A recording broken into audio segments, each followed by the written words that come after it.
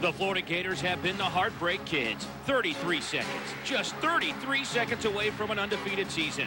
Last-second losses to Tennessee and LSU has put Ron Zook's team in a hole, but they're looking to climb out today behind one of the best passers and runners in the SEC. But Mississippi State can counter with their own running game. It'll be the Gators and Bulldogs, and it's on the way.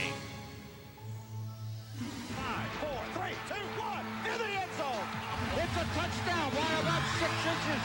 It's a foot race, and it is a touchdown. Oh, my goodness! Touchdown, LSU! Touchdown in the corner. Kick is long and high and spinning. Good!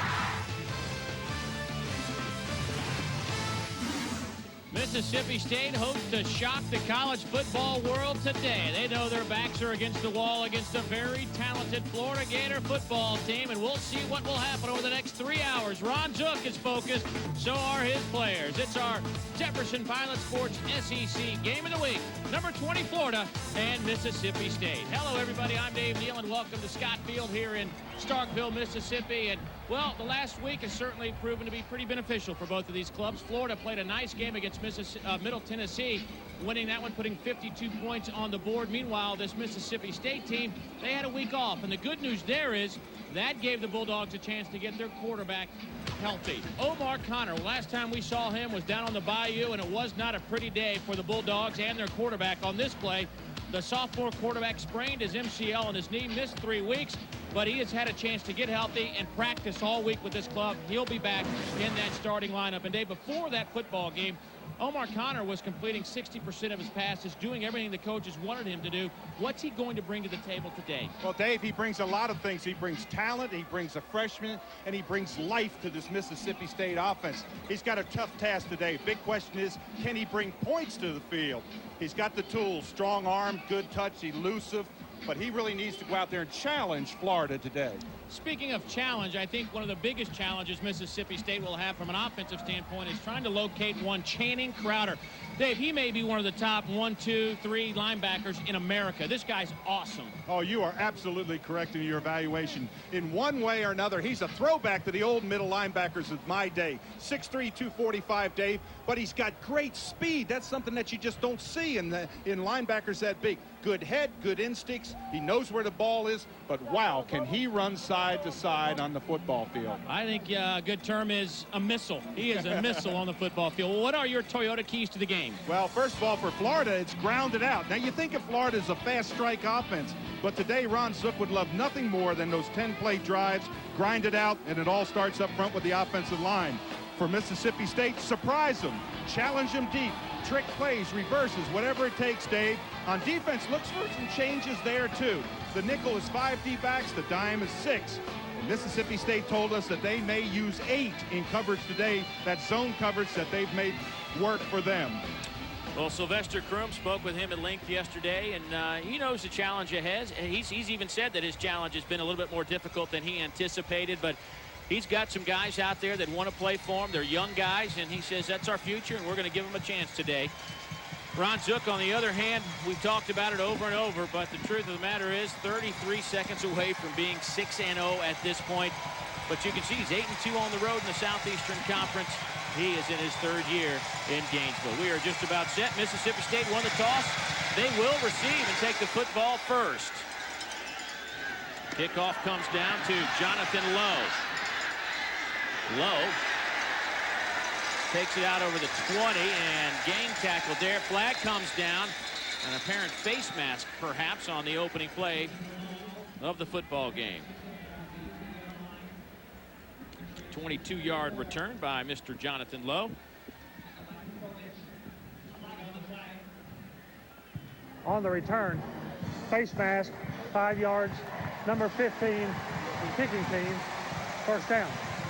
As always, 3rd member of our team, Dave Baker. He's down on the sidelines. Buzz, what do you got? Hey, Dave, good afternoon to you. Time to take a look now at our all-tell players that we'll be watching today, and it'll be the 2 running backs, Jerious Norwood, Ciatric Faison. Which one of these players do you think will have the most impact? To vote, use your all-tell wireless phone and send a text message to the number on the screen with the letter of the player you choose, or visit jpsports.com to vote online. Dave will have the voting results for you in the second half. All right, can't wait.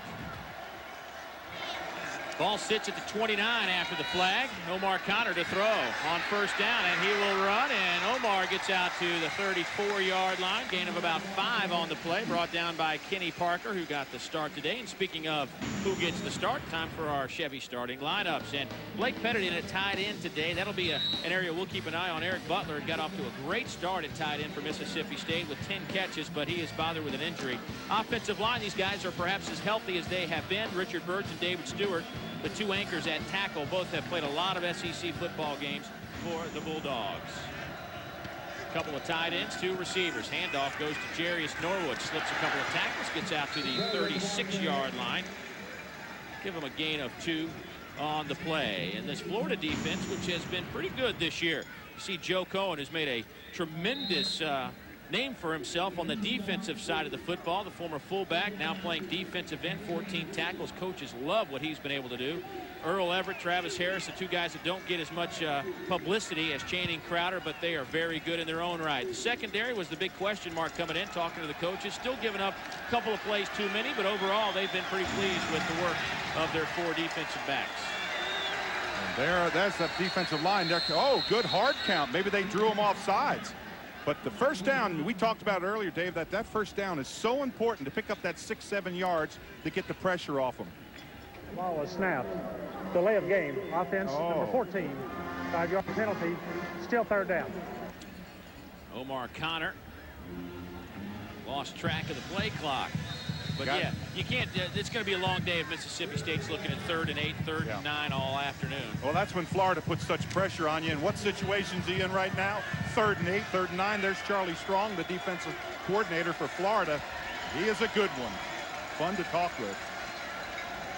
Spread formation. Connor steps up in the pocket, looking for some room. Throws downfield, has his man. It's caught at midfield. Plenty of running room. T. Millens. He'll take it inside the Gator 40-yard line, and that'll move the chains. Boy, watch this. Step right up in the pocket. Omar Connor. Now, just unleash it. You got somebody coming to your face. Beautiful throw on the run. He finds Prosser on that crossing pattern. And he steps up because the big man, Channing Crowder, that we talked about, 55, he's back in the backfield. He's putting that pressure, but heads-up play by Omar Connor. T. Millens, who was in the proverbial doghouse here at Mississippi State early in the season, has found his way out of it. Jerious Norwood hit by Channing Crowder. That could be a loss of a couple on the play. Crowder comes in with 49 total tackles, 7 tackles for loss, 2 fumble recoveries, a couple of sacks, an interception. Leads the SEC in tackles per game. Is there anything he doesn't do? He missed last week due to a suspension that was supposed to be handled at the opening game of the season, but due to the hurricane, Middle Tennessee game was pushed back to the middle of the year, and well, he had to sit out that Middle Tennessee game, but he is back and ready to go. Connor, it's his fullback, Bryson Davis. Pickup of about 6, and Crowder makes the play. Boy, watching Channing Crowder, he can run down anybody. A lot of times backers have got those backs out of the backfield. 55's going to step up here, and then look, take off of the play, and look at him, 250 pounds, and look at how he runs down that line. He's got a great angle of pursuit. He can run with any back out of the backfield that I know of. Talking to Woody McCorvey, the offensive coordinator for Mississippi State, I said yesterday, and it was almost a rhetorical question in a way, but you're going to keep an eye on 55. Is he the one guy you're going to know where? And he just kind of looked at me and smiled. You bet you we'll know where 55 is. Inside the 30, that'll be about a yard, maybe yard and a half shy of the first down. Blake Pettit, the tight end who got the start today, makes the catch. This is Pettit. He's going a little curl. Now just get the yardage. Nice target there. He looks it in. He picks up right at the first down. Well, it looks like it's going to be 4th down, a little bit short, but he's got to play a big part of this game. You know what I do in this situation? I run Norwood. Well, I think they may call a timeout because the clock's going down. But I think you run Norwood on here. He's got the ability, or else use Connor on that option where he rolls out and uses those legs. On 4th and 2, we'll step aside, return to Starkville after this. Mississippi State has taken the opening kickoff, driven it down to the Florida 29, 4th and 2 there. The reason they might be going for it here, a stiff wind that they are going into. That may be why they're calling this, Dave Neal. The question is, what will they call? We'll find out right here. Little quarterback bootleg. Connor had an option, a flag down inside the 20. He picked up the first down. It looked like a little pass option play. He had the tight end rolling with him. Connor decided to keep it, and the flag came down in that area where the tight end was. And it'll go against the Florida Gators, a holding call in that secondary. I think it might be holding on the tight end on this play. He's on the right-hand side. Holding on the defense, number 47, against an eligible receiver. It's a 10-yard penalty, first down. There's the tight end right there. Watch him when he comes off the ball. You're going to see him get held. See right there? Oh, he reaches around and grabs him. And how about, now you see the flag come in right there, but how about Omar Connor using those feet? Connor, what's he remind you of? I think maybe a little bit of Michael Vick. How about that? I'm putting him in some pretty heavy company, ain't I? Oh, gosh. I'll tell you, you got to compare him. Think about it. Omar Connor's just a sophomore in I college. know. A young Michael Vick. Well, you know, I love that speed when he brought that ball down. Everybody thinks, oh, he's going to run it. Then he brings the ball down, just jukes, just throws it, just zips it out there. And he told you, he said, I like to be in control. This is my game. A lot of confidence. Omar Connor coming off that sprained MCL versus LSU. That nightmare game for Omar, statistically speaking, not to mention the injury, but 4 of 13, 3 interceptions for 44 yards in that game. And the correction on the enforcement spot, the foul is enforced from the end of the run. It's first down. Jeff Robertson and his crew getting it straightened out for us. Fresh set of downs now for the Bulldogs. A nice opening drive. Picked up a couple of first downs, the biggest of which was on a 3rd and 9, a completion to T. Millens. Here's Norwood, and oh, does he get met by Channing Crowder? Oh, boy, I heard that up here in the press box. Well, when you've got a middle linebacker that explodes off the ball, I'm talking about exploding off the ball. Watch him, 55, bam! He gets those hands on him, and down they go. Now watch him, he's going to slide right, come up, look at this, come in the backfield. That's where you make tackles, that's disruption. That's why he's a great player. Loss of 2 on the play, and that'll bring up 2nd down and 12 out of the I formation. Fullback is Davis, tailback is Norwood. Connor to throw. As Davis, who dropped the football, they'll say it's incomplete, and that'll bring up a 3rd down and 12. Ronaldo Hill makes the hit out of his quarterback position, the senior out of Fort Lauderdale, Florida. Well, Dave, that time I watched Pettit come off the line, but the tight end, Blake Pettit, number 86, he was probably about 12, 15 yards off the line of scrimmage, and he was wide open, all by himself. I just think Connor just didn't have enough time to look downfield and find him. See if maybe they go back to him. Pettit was wide open last time. Another 3rd down conversion coming into the year. Mississippi State 7th and 3rd down conversions in the SEC at a clip of about 41%. Another spread formation out of the shotgun goes Omar Connor. Omar tries the seam, sees it inside the 10, down inside the 5. That'll be good enough for a Bulldog first down, a gain of 14. He only needed a dozen. Well, I talked about surprise him. They surprised him. Look at this right here. Great block right there. It was a super block downfield. Got that offside guard coming through. Look at the offside guard. Look at him just pick up right there and kick out. That is outstanding. Did I say Michael Vick? Did I say that earlier? I'm going to tease you about that. I know. Connor does not look like he's coming off a sprained knee as he has moved the Bulldogs 1st and goal. Norwood right into the middle of that line. He takes it down to about the 2. Well, Mississippi State's offensive line, Dave, I haven't seen this in the couple of games we've had from the Bulldogs, but they're really getting off the line of scrimmage today, making some impact up front. Boy, they are. They're coming off the line. They're strong. And don't you know those Mississippi State coaches are enjoying this? Coming off, controlling the ball. They've driven from the 29-yard line. And there's Woody McCorvey all the way over there. He's the offensive coordinator.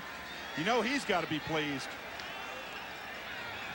It'll be 2nd and goal from the 2. The drive started back at the Mississippi State 29-yard line. Connor rolls. He's got some running room. He will walk into the end zone.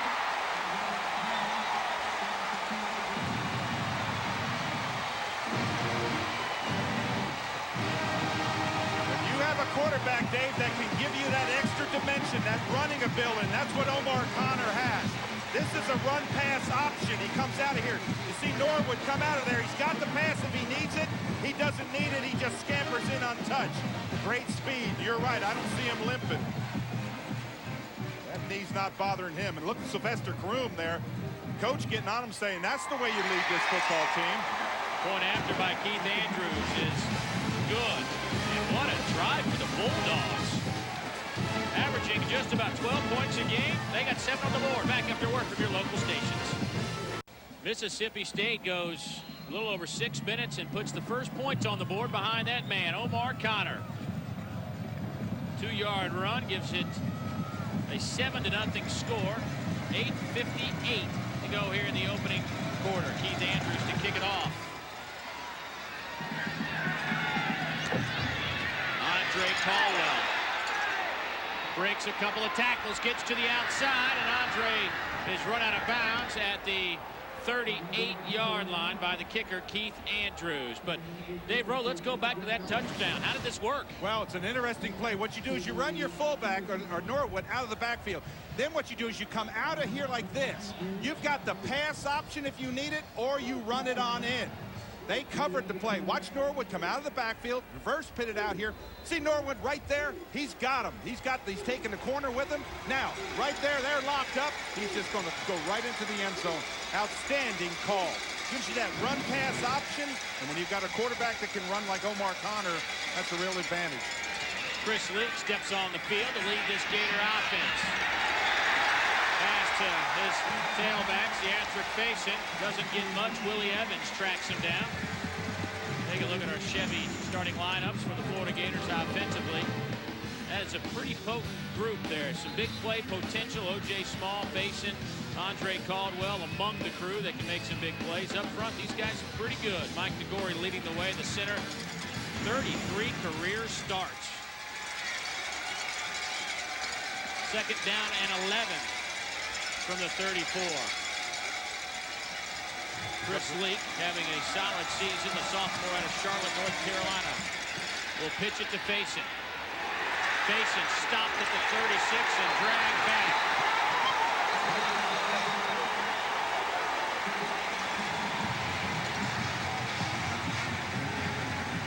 Take a look at that Mississippi State defense. Some changes, not necessarily up front. Willie Evans, Powell, Fields, Hurd get to start today, but the linebacking core has been shifted all around, and we're going to see some young players who will have an impact down the road. Culberson, O'Neal, and Titus Brown in the secondary, guys you have seen before. Griffith and Williams are your safeties. Third down and 9, and a flag is down. Play clock had 6 or 7 seconds remaining. Offense, number 72, 5-yard penalty, still third down. Well, that last drive by the Mississippi State Bulldogs that went 71 yards, took up 6 minutes, is our Safe Auto Insurance successful drive, and that means another $500 to the SEC's Education Initiative, courtesy of Safe Auto Insurance. Call 1-800-SAFE-AUTO, and you too can be a successful driver. Third and 15. 4 wideouts in the game, 3 to the top, 1 to the short side. Handoff goes to Faison. He'll take it out over the 40 to the 41-yard line. Jeremy Johnson will bring down Faison, and that'll bring up 4th down after a gain of 10, and the Gators will punt.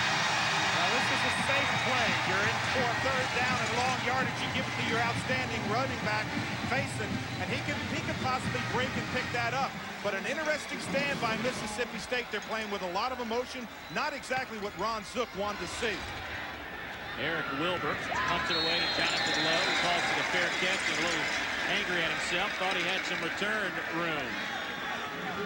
Mississippi State comes back on the field after their first drive. Resulted in a touchdown. Back after this. Mississippi State came into this game averaging 12.5 points a game. That's 12th in the league, 117th in the NCAA. But you wouldn't know it after that opening drive. See if they can keep it going. Connor hits his fullback, Darnell Jones. Omar Connor Certainly, Dave, not playing like a sophomore. No, this was outstanding. Started to run, then found Millens coming across. That moves it downfield. Now uses those legs, and you'll see that first down marker right there, and he goes for the first down, and he rolls out. He's got that run-pass option, puts the ball under his arm, runs it in there. Fantastic drive. That is exactly what Mississippi State needed to start this game. It's also given their defense life, Dave. He had 3 or 4 passes on that opening drive as well. Norwood, the single setback on 2nd and 7. Here's Norwood. Oh, nearly slipped through there. One-handed tackle by Brandon Seiler, the true freshman out of Orlando, Florida. They say Seiler is going to be another one of those linebackers like Crowder, a game changer. Aaron's scoreboard, Wisconsin on top of Northwestern, 10-0. Got in the second. Ohio State already a couple of touchdowns. Is that baseball? Looks like the Red Sox and the Cardinals. Actually, that's probably a little lower scoring than the Red Sox and the Cardinals will have tonight as they open up the World Series. Pittsburgh 7-3 over Rutgers early on. Fred Reed checks into the game at tailback now. Number 5 gets the handoff with a stutter step. And on 3rd down and 3, I think he might have picked up 3.5. Stephen Harris along with Seiler make the tackle. You said stutter step, and he had to do that stutter step to watch that play open up. Little stutter step, he comes back up there looking, just put that head down right there. And I think you're exactly right. I think he stretched for that first down. Well, I was just watching that replay, and it's obvious that Bᴜʟʟᴅᴏʟ and company of Mississippi State are keeping an eye on Channing Crowder. Brian Anderson and Richard Birch both double teaming Crowder, trying to keep him away from the football. Crowder makes this tackle at the 35 as Desmond Sherrod makes the catch for Mississippi State. Let's check in once again with Dave Baker. Dave, a real quandary for Florida defensive coordinator Charlie Strong. He'd like to bring much more pressure than he has been in terms of a blitz package, but he said he doesn't want to do that because the young guys in the secondary doesn't want to get him in a bad call and give up the big play. But the fact of the matter is, one of their big problems has been getting off the field on 3rd down, and they have not been successful without that pressure doing that here today. And that's a really good point, because when you start bringing pressure, Dave, everybody's got to play one-on-one. And when you have a quarterback that can move around that pocket like Connor, it presents big problems. Connor stumbles, probably picked up a yard. That'll bring up a 3rd down, and we'll call it 4. Connor moves around the pocket. You're going to see him drop back and look over here. He starts to run. He's going to, now what you got to do right there is yell fire. I thought he almost tripped on his offensive lineman there. Number 60, I think, is who he tripped on. David Stewart, the big tackle. But he would have made that first down if he had gotten clear through. But you got to watch 55. If you're a quarterback and you scramble, you got 55 breathing down your throat. 3rd and 4. Fred Reed, the tailback. Millens goes in motion. Here comes Crowder. Ball lofted in the air. They say it's not picked off. Ronaldo Hill tried to get his paws on it. Connor threw it up as he was hit, and it floated around. It seemed like forever, and that gave Hill a chance to come in and nearly make a critical interception.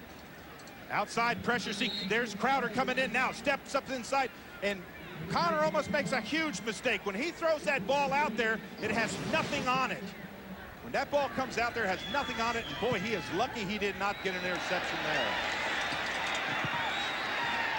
Chad Jackson fields it on one hop, breaks a couple of tackles, but then there are some maroon jerseys that converge and take him down. A 43-yard punt. The Gators will come back out with 3:06 to go here in the opening quarter. We mentioned our all-tell players to watch at the beginning of the game. A couple of running backs to keep an eye on, 𝐒𝐿 Fᴏᴏ and Jerious Norwood, and you have a chance to take part in which one of these players you think will have the most impact in today's action. To vote, use your all-tell wireless phone and send a text message to the number on the screen with the letter of the player you choose, or visit jpsports.com to vote online. We'll have the results later in the second half. Handoff, Fᴏᴏ takes it and gets popped at the line of scrimmage. Might have gotten a yard out of the play. And Dave, I see Mississippi State playing with so much emotion. They're just like their head coach, Sylvester Croom. They play with emotion. That's what he said. He said, we may miss tackles, but we're going to make them exciting if we miss them. And that offensive drive, that initial drive has set the tone. This defense is playing way above their heads. Fayson actually picks up a couple of yards on that play. A second and long 7. Flags go down at the line of scrimmage. The Gators might have gotten a head start on that play and will be penalized for that.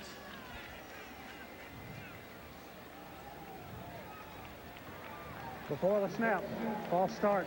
Offense, number 78. 5-yard penalty, still second down.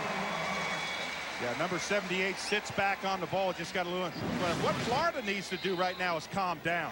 Get in their offense. They're a big strike offense. Ron Zook has got them well prepared. Let me tell you, this is a talented offense. They can move the ball easily. Already 4 penalties today against the Gators. Lake has time, throws over the middle, batted in the air off the fingertips of his intended receiver, Andre Caldwell. But Dave, that's that look you were talking about. There was a lot of maroon jerseys back defending that pass. Yeah, the nickel is a 5 defensive back. The dime is when you run 6 defensive backs. And Ellis Johnson, the defensive coordinator from Mississippi State, said tomorrow don't be surprised if you don't see a $50 defense. We're going to drop 7, maybe even 8 into that zone coverage. 4-man front for the Bulldogs. On 3rd down, swing it out to Fayson. Fayson gets tripped up out over the 15 to the 17-yard line, and that'll bring up another punting situation for Florida. A gain of 7. Willie Evans, the man who'll get credit for the stop for the Bulldogs. Well, Willie Evans ran that play down from his offside, and look at the coaches there. Think they're not excited for Mississippi State? They're standing up trying to keep their emotion down. But an outstanding series. Wilbur's punt, bobbled by Lowe. Lowe dropped in the 41, maybe 42-yard line. Not much on the return, but good field position for Mississippi State. With 1:29 to go here in the opening quarter. Closed captioning for SEC football provided by Nissan and your Nissan dealer. This Florida defense came in giving up just over 18 points a game, 6th in the SEC. They're 7th in the league in rushing allowed, 10th in passing allowed, and 7th in total defense. But they have been tested early here by this Mississippi State offense. And Coach McCorvey. Receiver gave an invalid fair catch signal. The ball will be placed at the spot of the catch. 1st down. Don't see that very often. Now what he did is it looked like he started to put his hand up just a little bit, and I thought he was fair catching, but then when he fumbled the ball, he took off and running. So Mississippi State will have it 1st down and 10.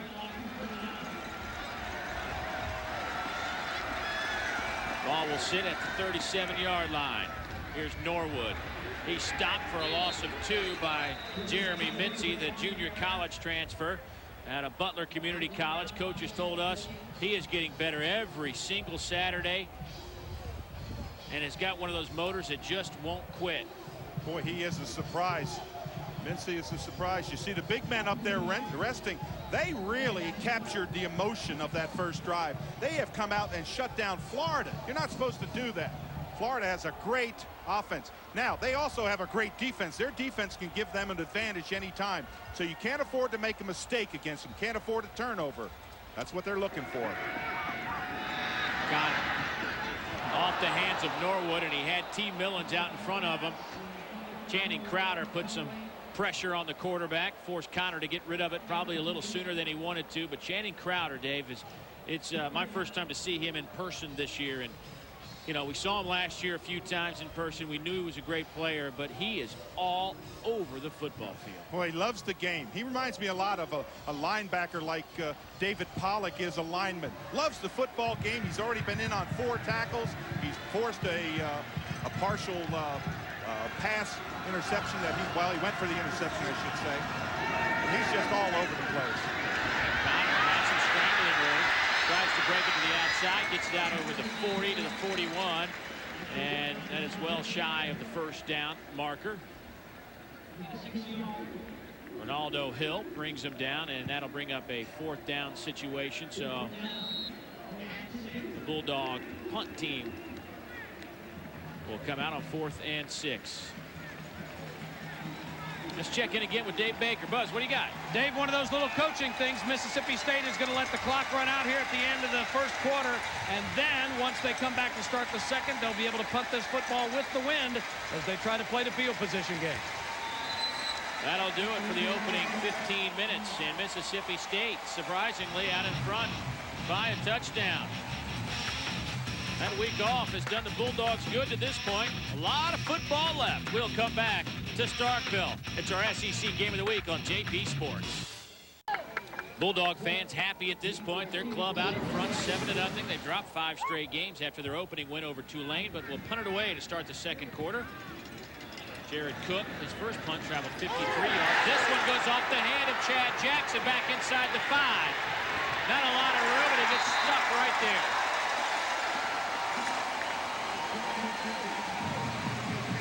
Wow, everything that is going against Florida is going against them bad. This ball right here, you don't turn like that. You get in front of the football, catch it straight on. He misjudged it. It was not going to make it into the end zone. He had to go back and cover it. Wow, that is a huge turn. And as Dave Baker said, the wind played a huge factor in that smart football decision. Wait for that clock to run out and punt with the wind. 6 plays, 20 yards for Florida's offense to start this game. Deshaun Wynn in at tailback.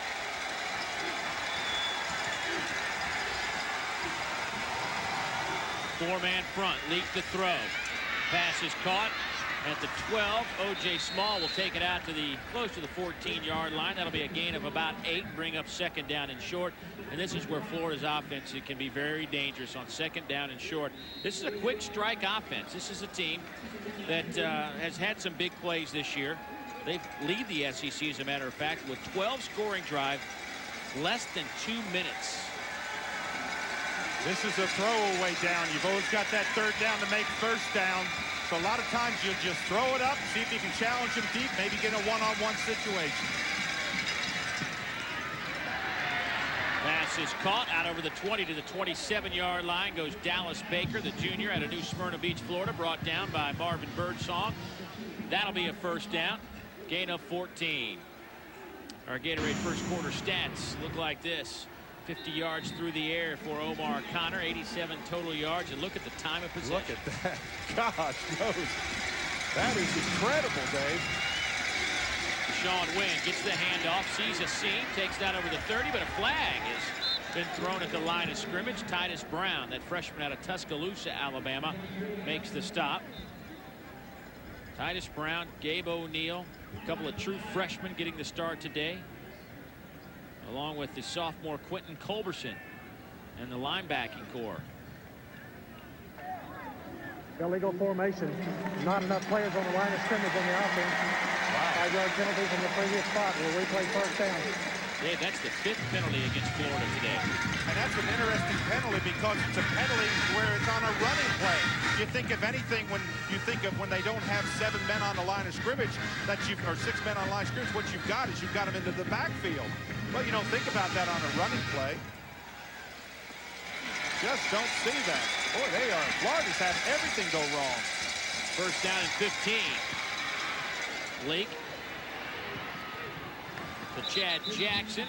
Clock continues. He stays inbounds.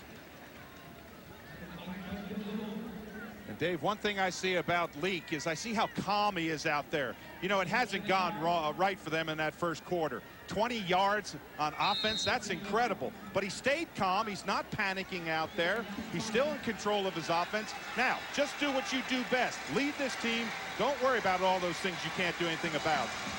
Leak leads the SEC in yards per game, 261 through the air. He's completed 61% of his passes for 1,571 yards coming into today's contest.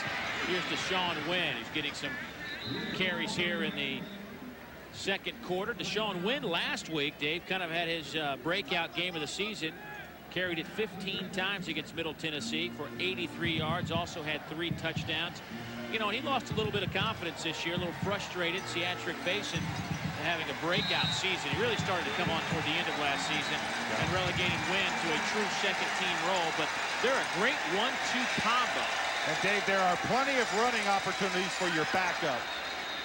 Mike DeGore with a quick snap to Chris Leak. We'll see if he got it off in time to draw Corey Clark offsides. Yeah, this is hard count. What you do is every lineman, you come out in that huddle and you say hard count. And what you're trying to do is draw them offsides. They did. You come out, see the emphasis right there. You get the jump. The center immediately snaps the ball, and all you do is kneel down. That's Corey Clark, who's not going on the ball, but a heads-up play. Buzz, what do you have?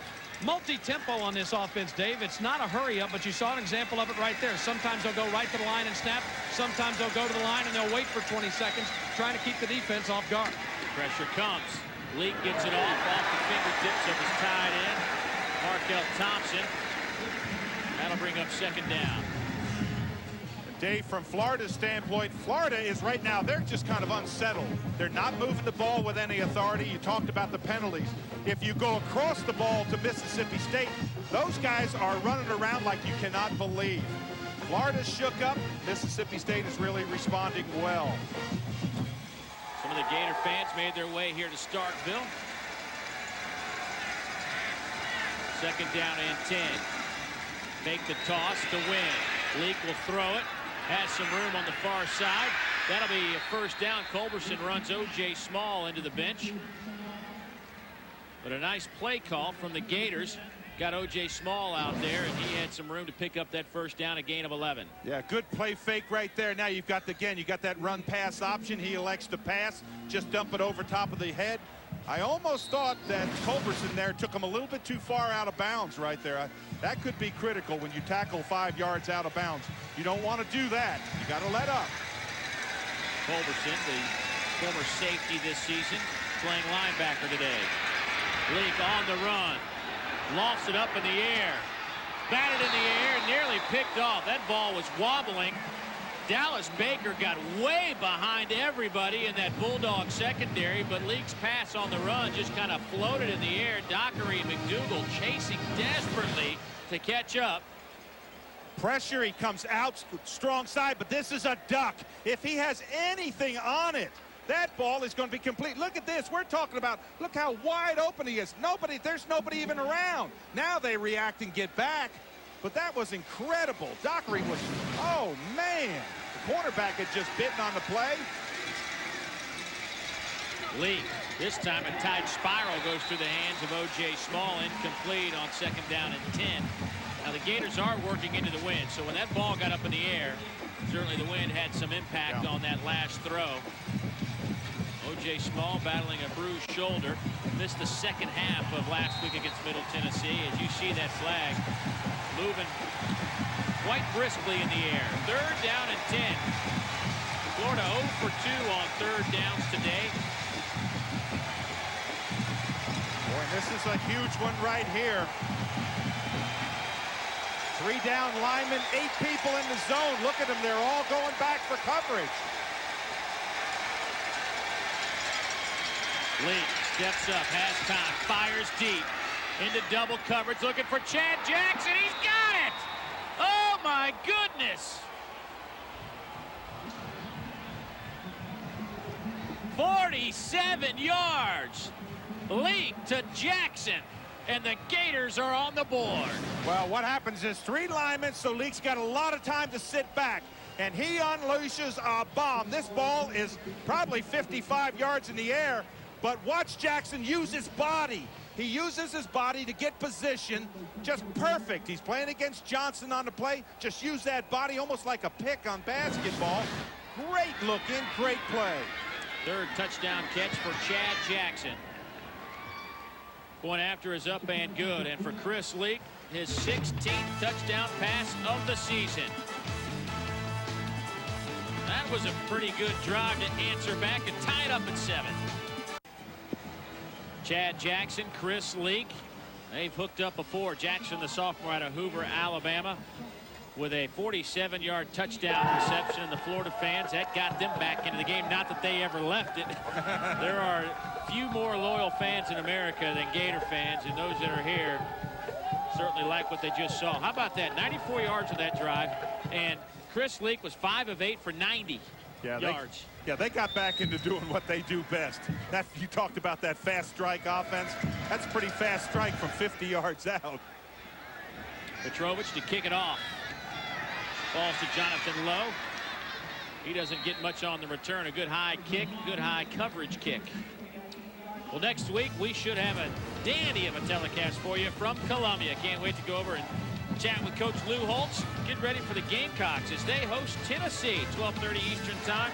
Vols looking to cement their first place position in the East, but the Gamecocks will have something to say about that. Hope you'll join us.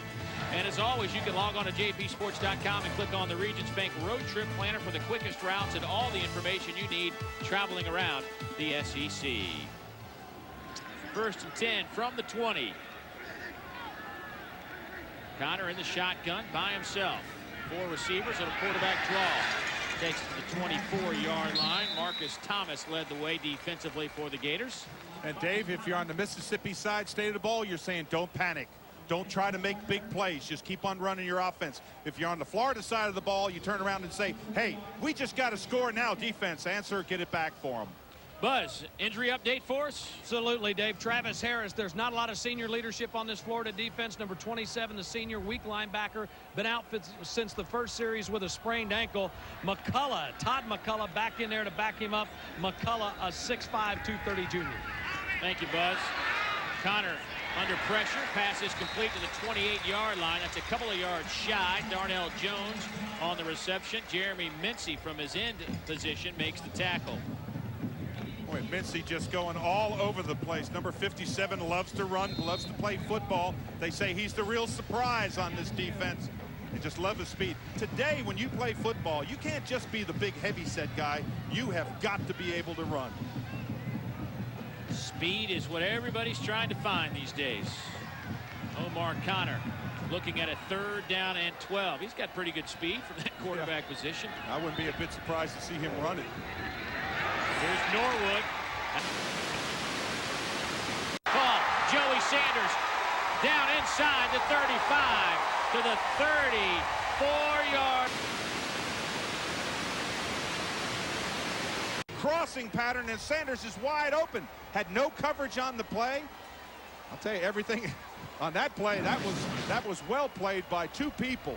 Sanders on the catch, and of course, Omar Connor. Well, that makes sense because Sanders and Connor played pitch and catch in high school together.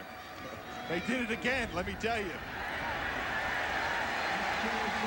Jerious Norwood tries for about 7 on the play, brought down by Terrence Holmes, a free safety. Boy, and I like Norwood's explosion. When he gets the ball, he gets to the line quick, and you see him, he's got a lot of movement in his upper body, and then he just stretches for those extra yards. Crowder moving along, bites a little bit on that inside, but comes back to make the tackle, but didn't drive him back that time. That time, Norwood won. See where Norwood has gone over 1,500 yards in his career. Coming off a 201-yard performance against Alabama Birmingham. Connor's pass is caught by T. Millens down at the 6-yard line. Terrence Holmes on the coverage. A gain of 20 on the play, and it's now 1st and goal, Mississippi State.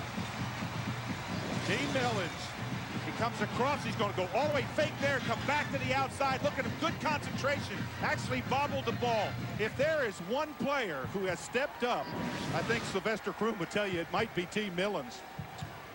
T. Millens was going nowhere in a hurry to start this season. Didn't even play the first few games, but has turned his practice attitude around, and it's paying off with some game time. Here's Norwood off the right side, right into the front of that Gator defense. Got a couple on the play. Clint McMillan led the charge along with Jeremy Mincy. Boy, Dave, good blocking up front. David Stewart, 60, Rogers, 69, Chris McNeil driving off the ball. Good at the point of attack. They are getting penetration. They're standing those defensive linemen up. Florida, I'm telling you right now, they're meeting their match today in this early parts of this game because Mississippi State, again, playing with that great emotion. 2nd and goal. Ball sits at about the 3.5. Norwood. The tailback, good block for Connor. Connor on the run, hit as he throws it. Touchdown, Mississippi State! McKinley Scott with a remarkable catch. A remarkable catch and a remarkable decision on the play. Here's �McKinley-Scott. He's going to the back of the end zone. Look, he sees his quarterback's in trouble. What great concentration. Clean, foot down. Foot down, clean catch. And how about 𝐿_Connor on the play? Had that run-pass option. He just dumped it over there, Dave. Point after is up and good. And my, oh my. 8 plays, 80 yards. Capped off by 𝐿_Connor to �McKinley-Scott. It's a 7-point Bulldog lead. We'll return after a word from your local stations. Mississippi State leads it by a touchdown. 7:14 to go in the second quarter, and there's some enthusiasm over there on that Mississippi State side. You may not see it from Bully, but that's exciting. Yeah, they got the tongue out saying, wow. I think he's shocked too. Wow, look at that. 8 plays, good control, no mistakes. Excellent decisions by 𝐿_Connor. That's as well as you can take the football. Andre Caldwell will take a knee in the end zone. Florida will bring it out to the 20. And Dave, what a catch on that touchdown by �McKinley-Scott, a young man who's been battling some injuries, finally healthy. Yeah, 2 things. He helps his quarterback. He just kind of gets lost in the back of the end zone. But watch the foot and the catch. Right, there's the control. There's the foot. Down, control. Excellent catch. Then Connor, how about that? It wasn't pretty, but did you see the decision at the last second to throw that? It wasn't pretty, but he goes for a touchdown. And that is that run pass option. Now, for Florida, they're going to have to make some changes to stop that. They've got to make him pull up. Little razzle-dazzle from the Gators. Little reverse to Jamel Cornelius. Not much happening on the play. Picks up about 4. Rico Bennett brings him down. Wow, I thought Bennett looked around thinking there was a clip on the play. This is a reverse. It takes a long time to get across here. If you're playing your keys, you play it right. But Bennett comes in here, number 19. And I thought he got hit in the back. But he makes the tackle. So they make it for about a 2-yard, 3-yard gain. But look at the anguish on Ron Zook's face, Dave. Deshaun Wynn takes the handoff. Fumbled the football. Mississippi State has it.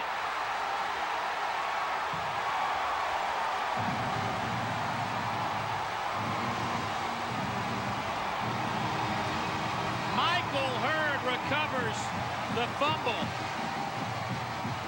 Willie Evans forces it. Dave, every football player is taught when you're the second man in, you rip the ball out. That's exactly what they did. They had stopped him at the point of attack, ripped the ball out. Willie Evans ripped that ball out. Hurd recovers. First time all year that a Florida running back has lost a fumble. And it couldn't come at a more inopportune time. From the 24, Connor to throw. Here comes pressure. Has to unload it. Hits his tight end. Might have lost a yard. Blake Pettit. Boy, Michael Hurd and this company, his company defensively, have a little bit of emotion today, but you see the numbers for Mississippi State in the first half. They've been outscored 89-24 this season. Coach Croom told us they got nothing to lose. He says if it's 4th and 1, 2, 3, you can pretty much go ahead and say that if we're on the other side of the field, we're going for it. You don't have to question it. We got nothing to lose. Don't decide. Now on the other side of the field, Charlie Strong saying, my goodness, are we putting pressure on this defense? They've got to stop that run-pass option. Connor has killed him with that. Connor has to throw it away. Boy, it almost looks like they're trying to set up some sort of screen, and Florida is reading it completely, and Connor has nowhere to go with it. Marcus Thomas came through there and put some pressure on 𝐿_Connor. Yeah, Thomas got too fast in the backfield for the play to develop. But again, don't make a mistake in this situation. Florida, if you're on the Florida side of the ball, you're saying force him, hold him to a field goal, do something on defense. Timeout taken by Mississippi State with 6:11 to go on 3rd down and 12. We'll return after these messages from the University of Florida and Mississippi State. Charlie Strong in the middle of that crowd talking to his defensive troops, and they're facing a pretty important 3rd down and 12. Mississippi State. Some smiles out there. Haven't seen a whole lot of those on this 5-game losing streak. One coach anguishing, Ron Zook, because his offense has just given the ball back. One coach over there excited. I know that doesn't look like excited for Sylvester Croom, but it is. These two guys, Ron Zook and Sylvester Croom, actually met in the world of the NFL a couple of times. When they met in the pro ranks, they both won 2 games. Flag down right in front of that.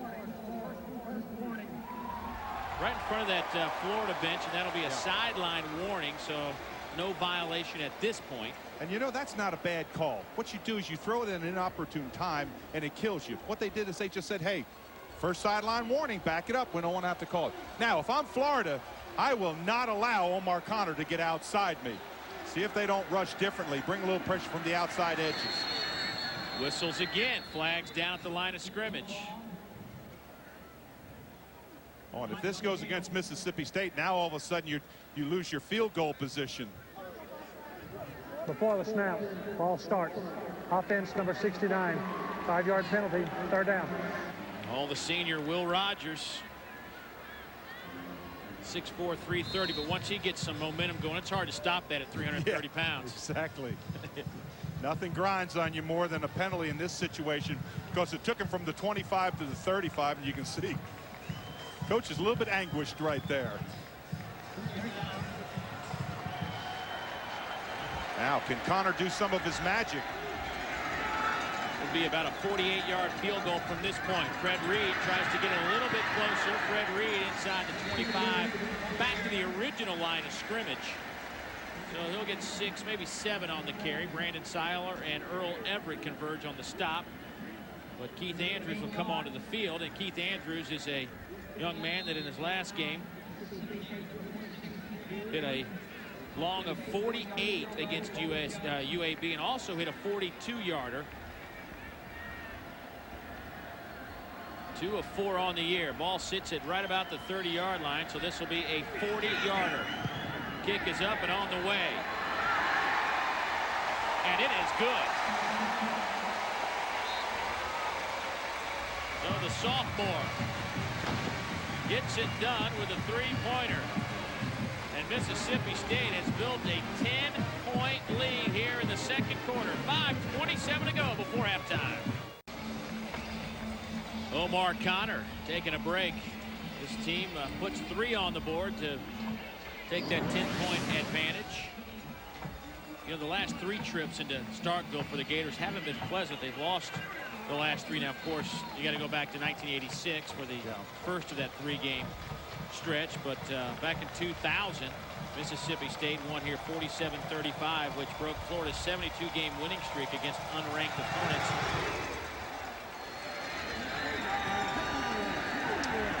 And Florida will take a knee in the end zone, and they'll bring it out to the 20. Well, we talked about quick strike offense, and I think Florida needs some quick strikes, and 𝐒atrick Fᴏᴏ back in the football game.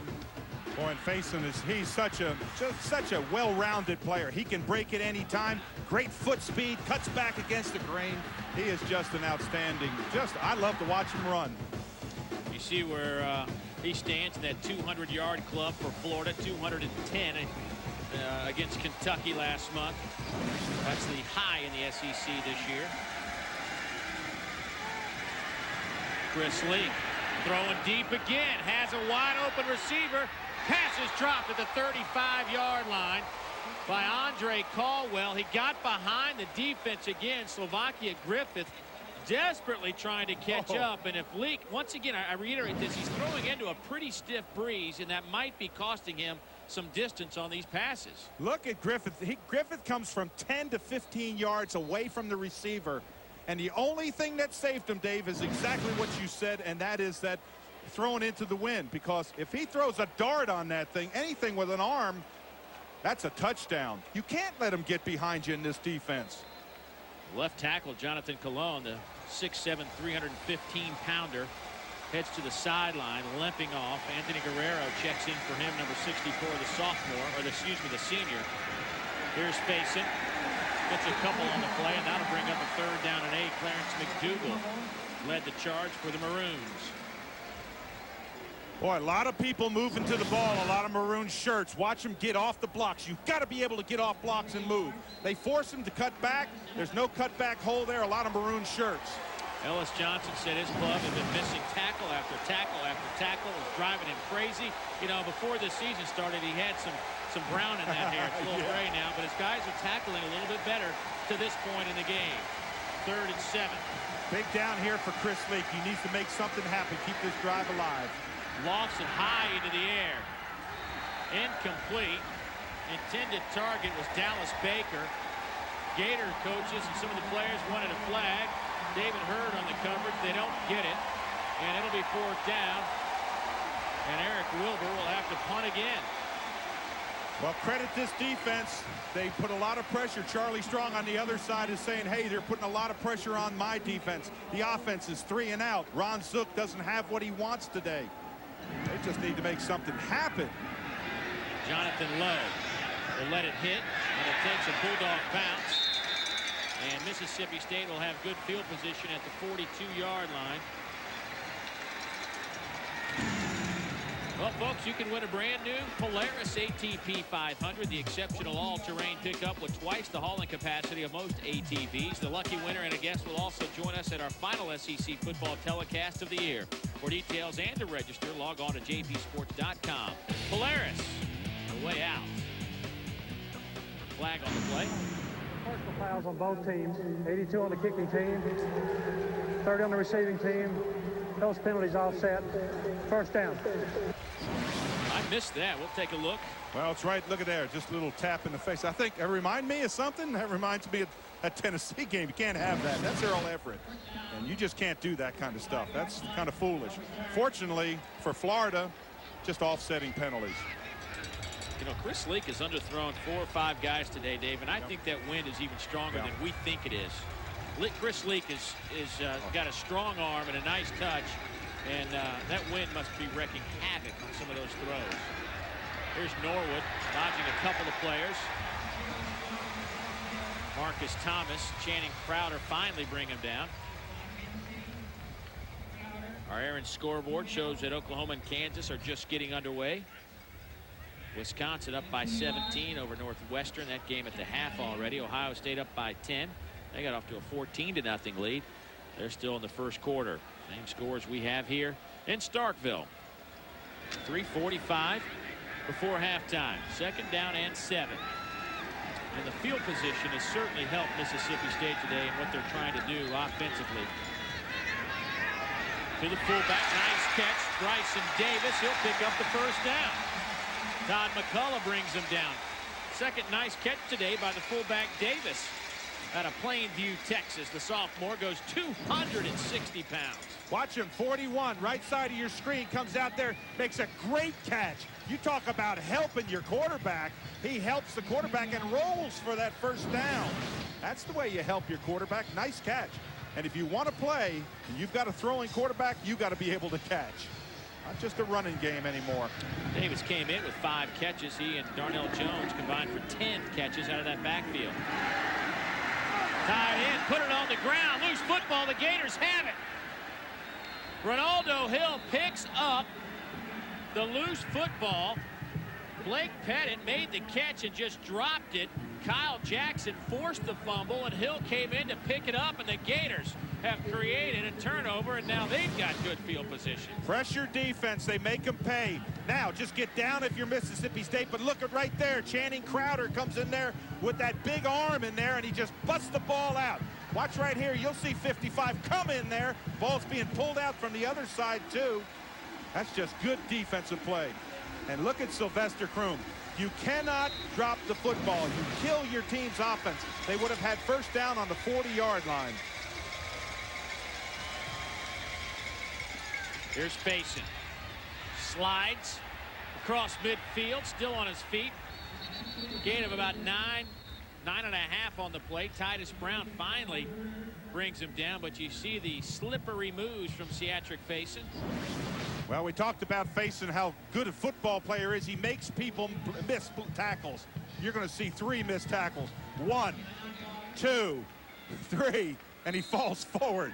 Takes a host of people to bring him down. Now, if you're Florida, you got to make them pay. When you get a turnover, you've got to take the ball downfield. Make them pay, get some points. High formation. Latsko, the fullback, facing the tailback. They'll fake it to face him. Going deep again. Wide open. Dallas Baker. If Florida can hit on some of these deep balls, they would have put 28 points on the board by now. Dave, this is pressure first of all, and it doesn't bother Chris Leak. He steps up from the outside. He comes there. Look at that ball. Now again, he's running wide open. This is unbelievable. You almost got to take something off him. He's got a 5-yard lead. Boy, the Florida receivers have been behind that secondary time and time again today. Got to make him pay for that. Man, oh man. 3rd down and 2. Here comes some pressure. They'll hand it to Faison. He sees some room and picks up the 1st down inside the 45. Quentin Culberson brings him down. Just a power play off guard, and Faison certainly has the talent to pick up the yard needed for the 1st down, a gain of 7. Yeah, this is just get that 1st down. You know what you need. Put that ball in the best running back that you have in his hand. That's Faison. C4, they call him. Explosion. Timeout, the last one for Mississippi State with 1:50 to go here before halftime. Chris Leak today has missed on some passes. He's 7 of 14 for 96 yards. But certainly all the talent in the world. He came to Florida with a lot of accolades, and he continues to get it from his coaches and his teammates. There's really no getting Chris riled up, but, you know, that's what you need. You need a guy to that position that's, you know, if he throws an interception, he's just going to shake it off. He's just remarkable. You just don't see that every day. He's only 19, but his mindset is of a veteran quarterback. To me, one of his biggest assets is the fact that when something bad happens, he's able to regain his composure. And I really believe that's one of the things that make him a special person. Well, he's one guy that, for fun, away from football, you watch his game film. Game film. I never watch game film for fun, but I love the coolness. I played with a quarterback that had that same kind of demeanor. Nothing bothered him. He'd throw an interception, come right back. His name was Stabler, and I can't pretty good. Yeah, I can't compare him to Stabler yet. But Mike, you know, remember Michael Vick and Omar Connor? Now I didn't make that, but Leak's got a marvelous future ahead of him. Great control, good touch. 1st and 10, Leak to throw. Nowhere to throw. Lofts it up, incomplete, and a flag will come in. Dallas Baker looked like he was being held from behind by David Hurd. We'll, of course, get another look at it, but from my view, it looked like Hurd might have had a hand on that back, kind of riding him a little bit. Well, Baker and he have been going at it several times today. Now, a lot of people on the Mississippi State bench, and I think this is what the discussion is, was the pass catchable? Yeah, exactly. Yeah, the ball was thrown high, holding. Holding on the deep bench, number 23, 10-yard penalty from the previous spot. 1st down. Maybe we can see this again. Watch to the right of your screen. You're going to see it right there. You see some feet right in there. Oh, yeah, that's definitely holding, fans, I can tell you. And, boy, did Chris Leak get popped. He's coming up. He's going to run. Then he gets hit right there. Ooh, that one might have been close to a late hit. Yeah, I know. That was close to a late hit.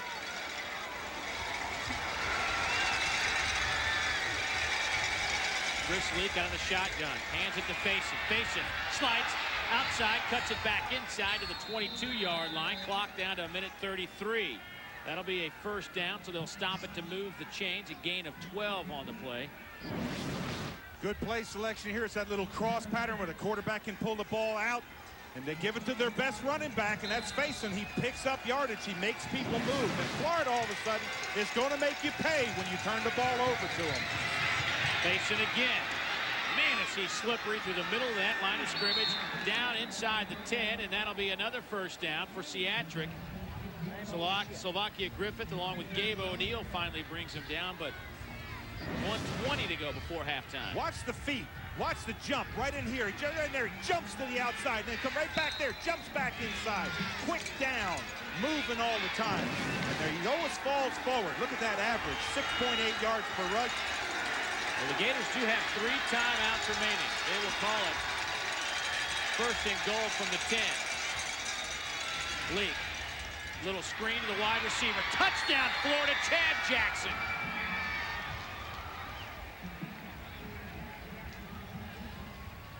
Jackson's 4th touchdown reception, 2nd today, and a nice little play call.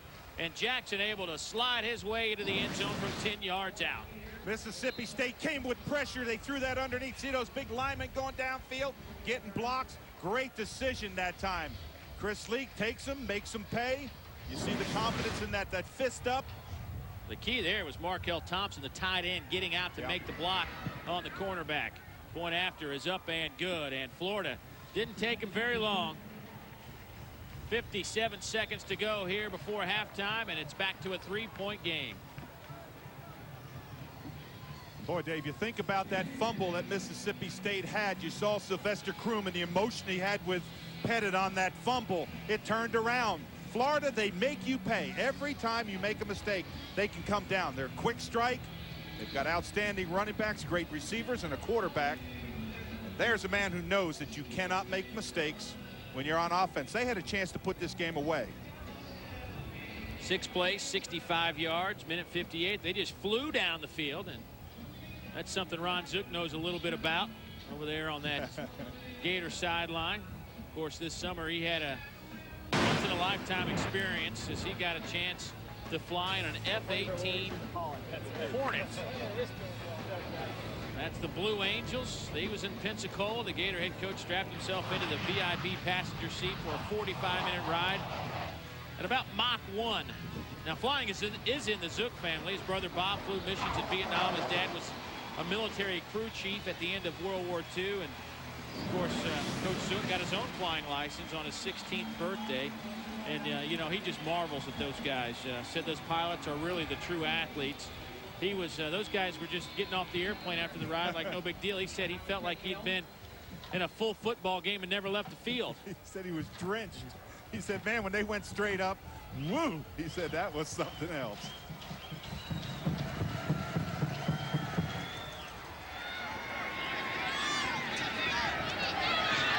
Jonathan Lowe will field the kickoff.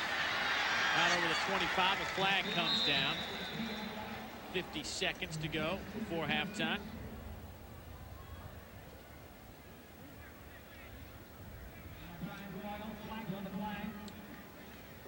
So if you're Mississippi on the return, holding number 47 on the receiving team, 10-yard penalty, first down.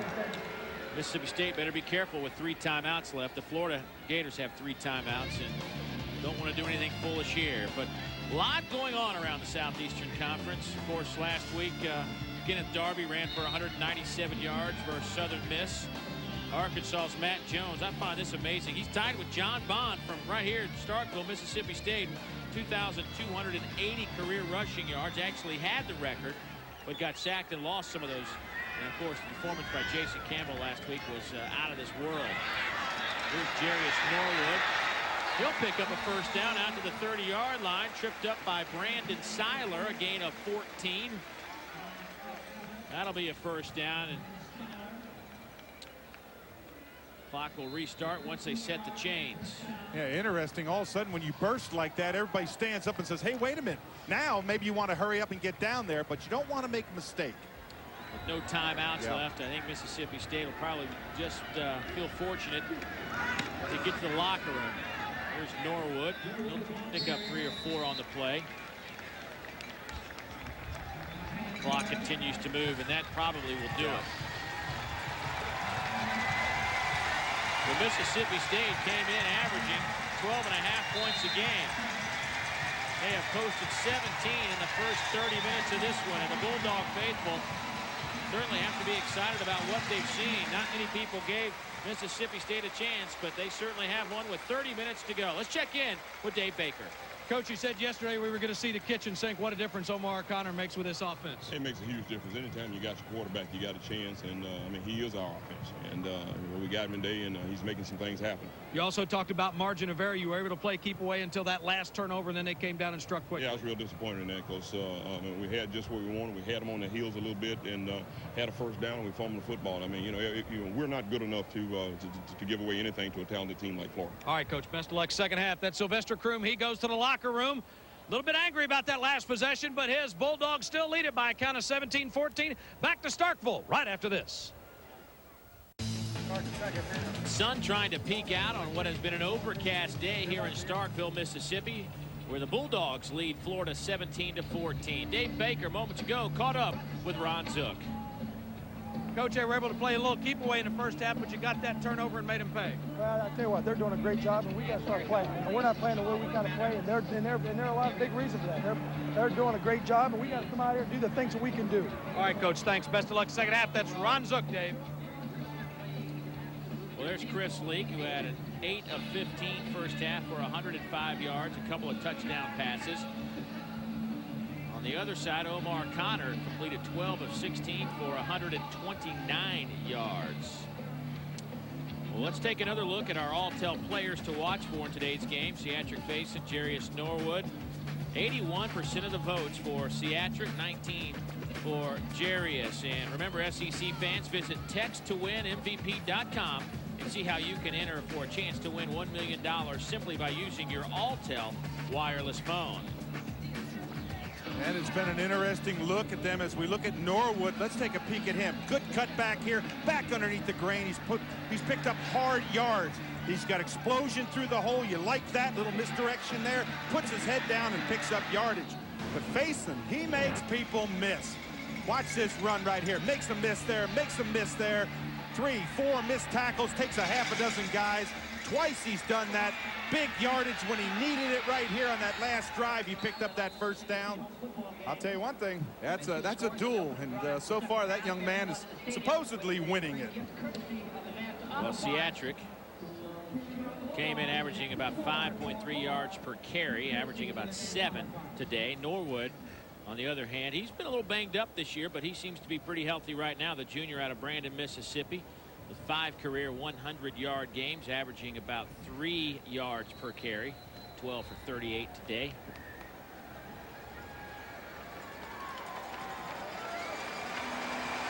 And the announcers for this game are selected and compensated by Jefferson Pilot Sports. This broadcast is a copyright presentation. Any use of this broadcast without the express permission of the Southeastern Conference and Jefferson Pilot Sports is prohibited. Dave Neal, Dave Brew, and Dave Baker. The 3 Daves. Glad you could join us from Starkville, Scott Field, Davis Wade Stadium, as Mississippi State won the toss and decided to take the opening kickoff.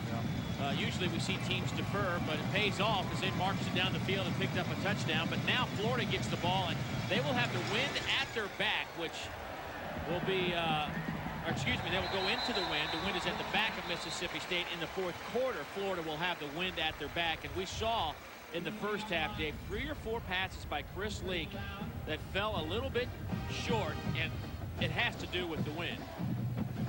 Well, look at the number of plays. That's the key on here.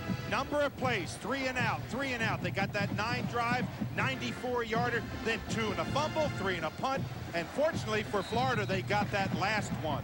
But that last drive for a touchdown. But they've not had consistency on offense, Dave.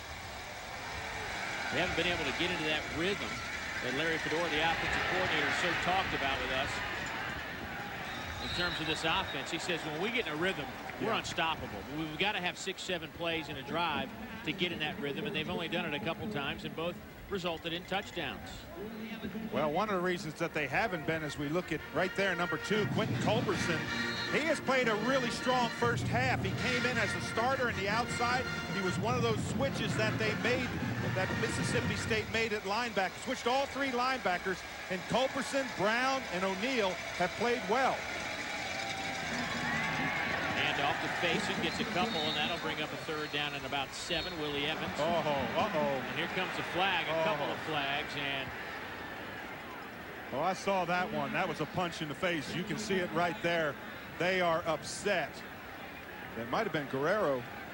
And Michael Hurd. Yeah. Oh, Hurd's the one that punched, I should say. Yeah. And he made a foolish mistake. And look at Sylvester Croom. Look at him. You look me in the face, young man.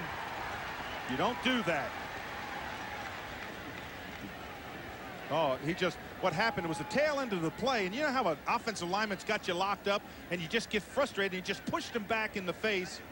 15 yards is really going to hurt Mississippi State in this situation. It's going to help Florida, though. After the play, personal foul, unnecessary roughness, number 54 on the defense, 15-yard penalty, first down.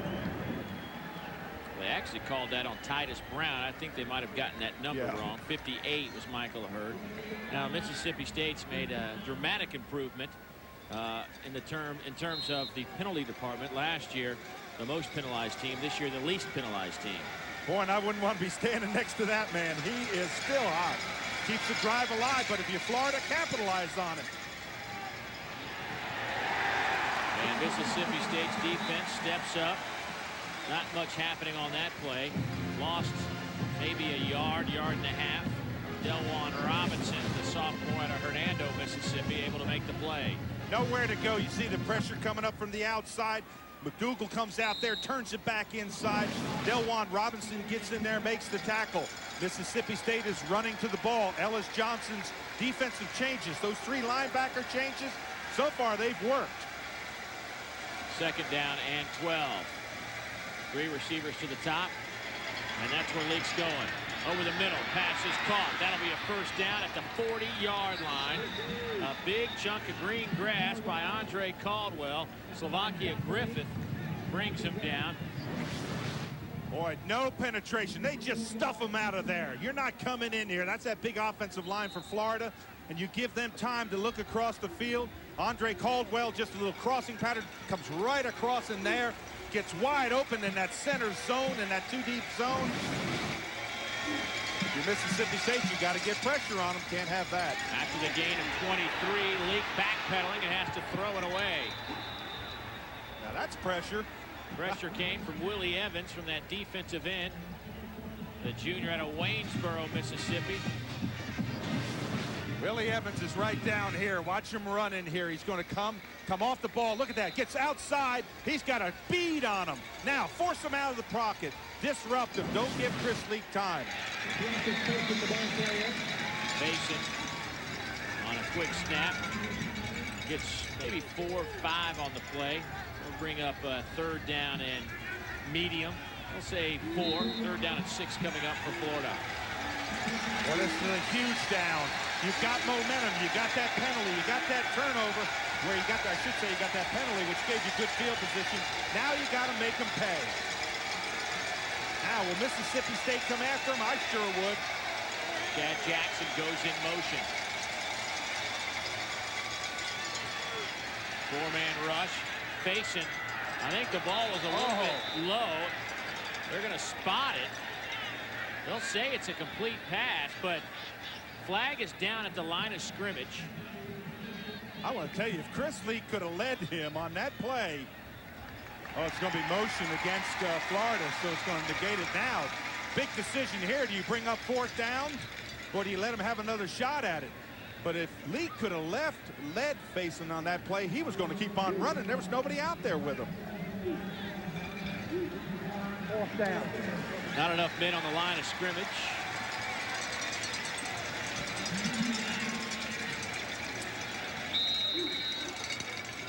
That'll be declined, so 4th down.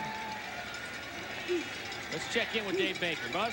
Dave, I think they took the play because they're going into the wind. It looks like Florida's still going to try a long field goal, but this wind is whipped up now. They'll be kicking into the face of it. It's as stiff as it's been all day. Yeah, it's a 50-yard field goal attempt by Matt Leach. This is where you say, watch the fake. Nope. They attempted it. It's into the wind, and he got it all. Wow. Whoa. Oh, man. How about that from Matt Leach, the senior out of Sarasota, Florida. His long this year was 40, but he bombs a 50-yarder into the teeth of the wind, and that ties it up. He knew it. Back some Gator fans here in Starkville just saw Matt Leach tie his career long. He hit a 50-yarder last year against LSU on the road, and he hits another 50-yarder on the road this year. Jonathan Lowe out of the end zone, out to the 20, still on his feet, breaks a couple of tackles, and gets to the 25-yard line. Well, football fans, register for your chance to win $1 million in the Bell South Kick for $1 Million contest. One lucky family will be given the opportunity to kick for $1 million during halftime of the 2004 Chick-fil-A Peach Bowl. Log on to jpsports.com to register, and then start practicing your field goals. Bell South listening, answering. 25-yard return for Jonathan Lowe. That'll set up Omar Connor and company. First down and 10. 12:06 to go in the third quarter. Tie ball game. Here's Norwood out to the 28-yard line. And take a look at the possessions in the first half for Mississippi State. The key one, obviously, was the opening drive where they went 71 yards and picked up a touchdown. And that kind of set the tone in terms of confidence for this team, which had lost 5 in a row, didn't have a whole lot. Absolutely. That's the tone setter now. You've come out. You're in the second half of this football game. You're tied against Florida, which is an excellent football team. You can't afford to make a mistake. Don't force it into coverage. Well, he forced it into the line and in particular into the arm of Jeremy Mincy, the defensive end out of Statesboro, Georgia. This is what you want to do. Get your hands up right there. You see them put that hands up. Again, come off the ball when you can't get to the quarterback. Shoot those arms up. Excellent play. That's Jeremy Mincy. Mississippi State 4 of 8 today on third down conversions. They're looking at a 3rd and say 7. Fred Reed in at tailback.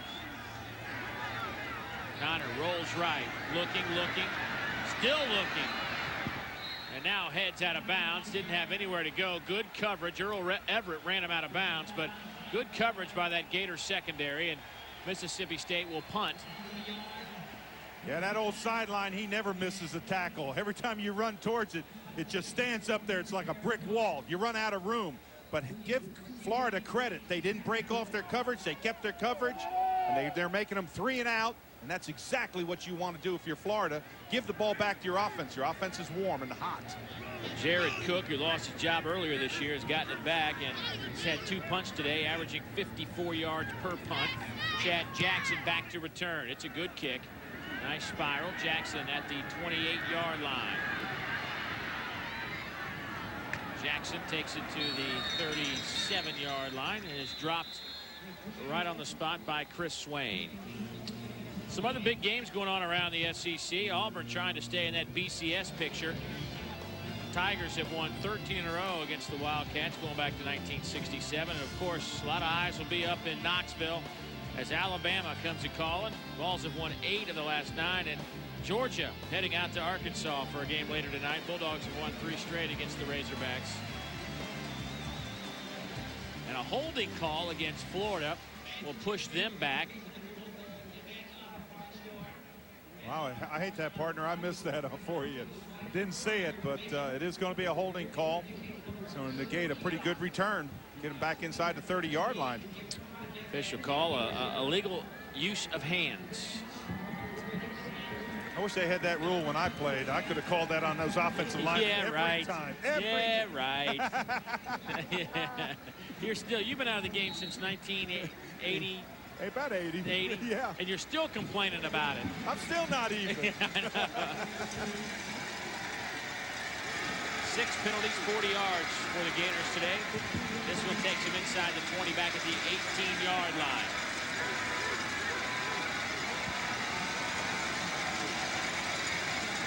Bunched up formation on the right side, but the handoff will go to Faison. Takes it out of the 20 to the 22-yard line. Jeremy Johnson will get credit for that tackle, the sophomore out of East Point, Georgia. Now, if you're Florida, keep the pressure. If you're Ellis Johnson in the defense, get pressure on them. Can't allow Florida to move that football. They moved it 5 yards on first down. Can't allow that. 4-man front for the Bulldogs. Mason gets the handoff off the left side, and he is stopped on the spot. Titus Brown along with Willie Evans. Titus Brown, the true freshman out of Tuscaloosa, Alabama, with 6 stops today. There's number 54 right in the center of your screen. Look at him slide. Keep square in there. Good job. Just a freshman, one of those replacements. And watch him get up. He's a freshman. He said, whoa, if this is what the SEC is like, I like it. Good heads-up play. Florida just 2 of 6 on 3rd downs today. They came in the best in the league in that department. Completing 53% of the time. Link has to buy some time, being chased. Lofts it up, throws it into that Mississippi State bench, and that'll be a 4th down, no flags anywhere. Pressure came from Andrew Powell. Well, they made a loop in the center, and they got pressure up the gut on him. Forced him out. Andrew Powell, 94. Watch the big man run. He's chasing him to the sideline. They got him out of the pocket. Chrisley didn't throw well on the run, so the defense accomplished what they wanted to accomplish. Well, Andrew Powell certainly playing with a little extra incentive. The sophomore out of Clewiston, Florida. Oh, yeah. Don't you know, Mom and Dad are watching this back home. Good kick into the wall by Eric Wilbur. Jonathan Lowe will field it. Lowe has some room. Jonathan Lowe cuts it back. Jonathan Lowe. Chad Jackson trying to chase him down. Touchdown, Mississippi State, as one of our officials hit the deck, but give him the touchdown, 73 yards.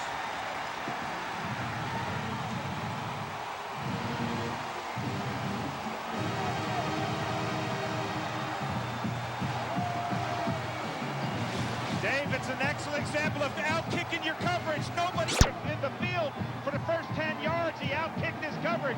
Then make the cut, pick up some blocks. Look downfield now. You're running to the corner. That's what you're trying to do. That's the angle. You'll see the official right here maybe get wiped out right there. But again, watch him hold the ball out to break that plane. Look at that. He puts it inside the pylon. And look at the bench on Mississippi State. You think they're not excited? Titus Brown, number 54. And they're all standing there with their mouth open going, you got to be kidding me.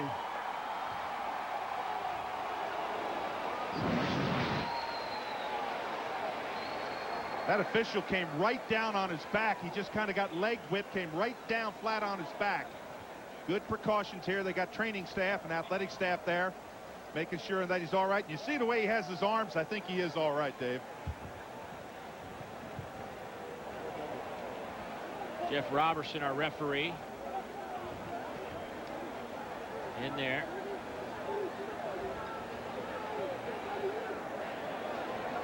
He got tripped up. Chad Jackson was going about as fast as Chad can run to try to get the angle. He, along with Eric Wilbur, converged when he right came at that around, goal Dave. line, and pretty big impacts. We'll come back to Starkville in a moment. Well, you see the results of what this game can cause, not just for the players, but for our officials. That's James Hicks, our head linesman. Looks like a left leg injury. You see him on the right side of your screen. He'll pop in briefly as Chad Jackson barrels into him. And Brad Davis of the Southeastern Conference representative here will head down and make sure old James Hicks is taken care of. Paul Mock and the Mississippi State staff also will make sure. We'll get an update and pass that along. But the point after from Keith Andrews is up and good, and Mississippi State with a brilliant punt return from Jonathan Lowe, 73 yards. And the Bulldogs lead again by a touchdown. We'll return after this message from the SEC. Well, Mississippi State fans, a lot of them walked in here. I got to assume it didn't believe. I mean, it's just the way things have gone. A team that was maybe not as talented position by position as most of the teams in this league. And there's something to be said about A quiet man, he seeks God's guidance and will... It comes true is this is why we play the game. Yeah, exactly. You play with emotion. You're exactly right. And for Mississippi State, they have played with emotion. Now, for Florida, don't panic. Stay right back in what you do well. They're not, you know, people would say, oh, they overlooked Mississippi State. That is not an option. You don't overlook teams. They came in here knowing that Mississippi State has Omar Connor and some of those weapons. So they didn't overlook them. They're just, things are just going right on the other side of the field. Well, that certainly will be a topic if it's not already amongst some Gator fans. With Georgia looming next week in Jacksonville. But I can tell you this coaching staff certainly let these players know this week that this is an SEC game. You don't take anybody lightly in this league. Kick sails through the end zone, and Florida will take it out to the 20. For more on the situation with our headlines, let's check in with Dave Baker. Yeah, Dave, he's listed on the sheet as James R. Hicks, but actually it's Bob Hicks. He lives in Auburn, Alabama. They're concerned about the ACL. It's a little loose, but other than that, for his family watching home back in Auburn, Alabama, he's all right. Other than that, they're going to check him out. What they have at each and every game is they have an alternate official. Matt Austin was the alternate. He's now gone in to work as the head linesman on the far side of the field. And our timeout coordinator, William Carrero, has now moved over to the clock operator. So there is certainly a plan in place for this kind of situation. Certainly wish Bob all the best. Hope he's all right. Quick pitch out to the far side. Andre Caldwell, the sophomore out of... Wilmore, what are you doing? One of the things that Mississippi State coaching staff and defense told us is that we have to make Florida earn it. We just can't let them be that big strike. This is one of those situations. They get quickly on the ball. Ron Zook says, hey, it's mental fatigue. We try to cause mental fatigue out there with that quick huddle. See if Florida can respond. Deshaun Wynn. He'll pick up the first down, just driving his way to the 33-yard line. Titus Brown, the first man there. Corey Clark, and then a bunch of other maroon jerseys join in. Deshaun Wynn, a big, strong, powerful tailback. Not the shifty runner that Ciatric is, but last week against Middle Tennessee, you go back and look at that tape, and Deshaun running with a lot of that power last week, and that's what the coaches want. Give us that option, that change-up. Absolutely. Keep it. That is hard on defensive players because you get to that one shifty guy who doesn't maybe hit you as hard, and all of a sudden you get that burst of strength, and bang, he hits you. Leak has some pressure. Nice moves on his feet. Finally dropped at the 37, 38-yard line by Ronald Fields. Mississippi State's done a nice job today getting pressure really with a 4-man, sometimes 5-man front. Yeah, they're coming outside. They're trying to scatter them, get them out of the pocket. When you get them out of the pocket right here, and Culberson is really the one who started it. He almost had him right in there. Quick snap by the Gators. They needed to get to the 43-yard line. They'll spot it right about the 43. Sean Wynn on that carry. And Dave, look at the demeanor of Lee. Just stand there in the huddle just like it's a pretty day, looking downfield, no panic. Well, they're about a yard shy, so it'll be 3rd down and 1. That's the most important number on the board right now. 1 yard to go to move the chains. Oh, he caught him in a blitz, and now he's changing to an audible. They got one-on-one on the far side. I formation, Latsko the fullback. He'll lead the way for Deshaun Wynn. Oh. And I don't know if he got it. It'll be very close. If he got it on that second effort when he leaned forward. But wow, at the point of attack, they guessed right. They had a run blitz. Ellis Johnson came with every gap. Look at the number of maroon shirts up in there, and they stuck him right there. But what's the tail end when he leans forward? Right in there. He might have made it. Well, it'll be 4th and very short, and the Gators are going to go for it. Buzz. Dave, at the start of the second half, Ron Zook said it was all about effort, and I think this is a gut check. He wants to see the effort his team will give here. Deshaun Wynn just powers his way through the left side of that line. That'll be a first down. Rico Bennett got in the way, but not before Deshaun Wynn just lowered his shoulders and said, stop this. Yeah. Deshaun Wynn, 21, 4th down. Look at this. Put your head down. Know where that yardage is. Quick snap again by the Gators. Here's Payson around the left side. Ciatric cuts it back to the middle. Ciatric Payson some room. He's inside the 10, to the 5. Touchdown, Gators!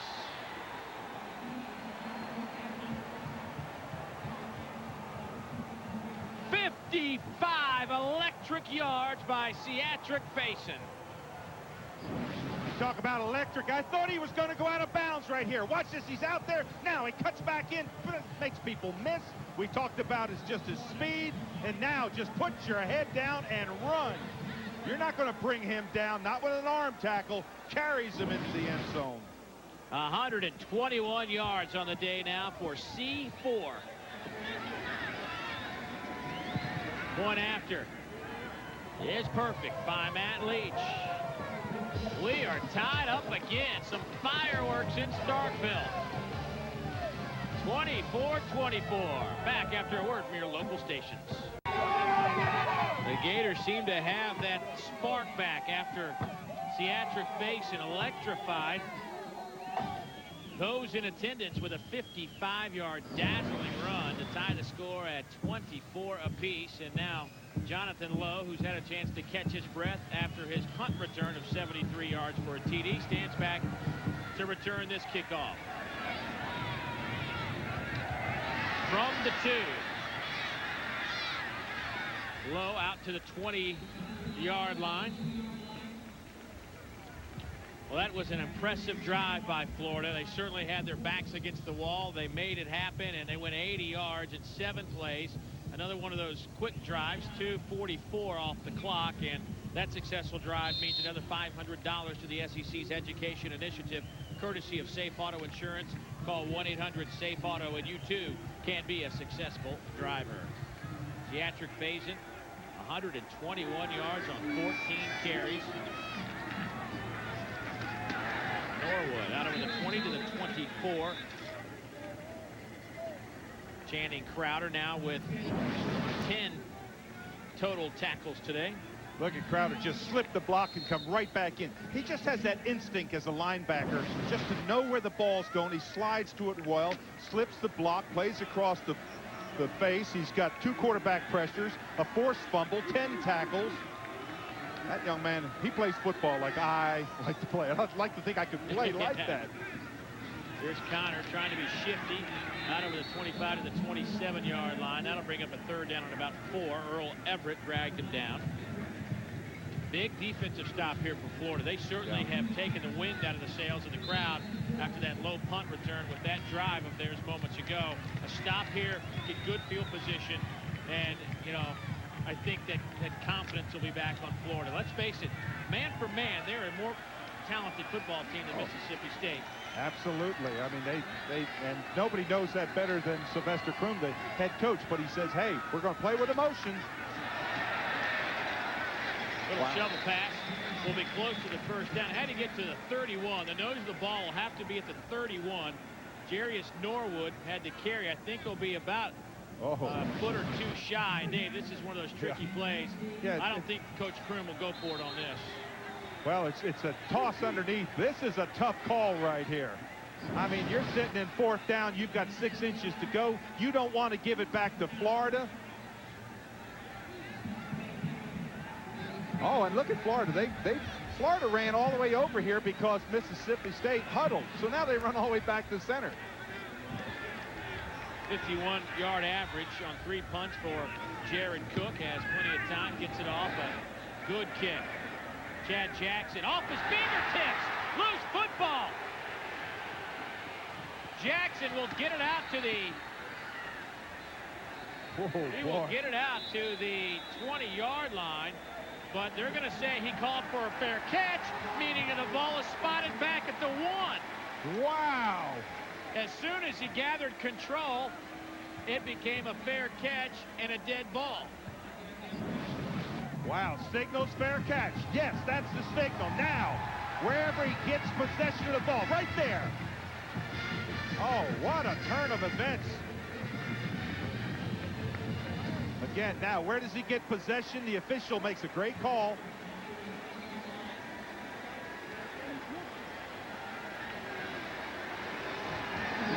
Let's go down to Dave Baker. Hey, Dave, remember yesterday when Sylvester Croom said, if I got it 4th and 6 inches, you all don't have to question what I'm going to do?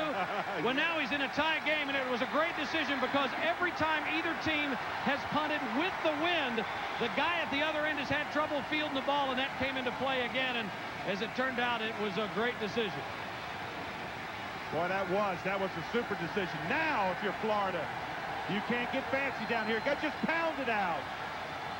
Give it to your big back to Sean Wynn, or not. 𝐒𝐿𝐴𝐶𝐽, your fullback, out over the 10. Stopped at the 12. A lot of people looking at 21 in the backfield, including me, but we forgot about 42, the fullback, 𝐒𝐿𝐴𝐶𝐽.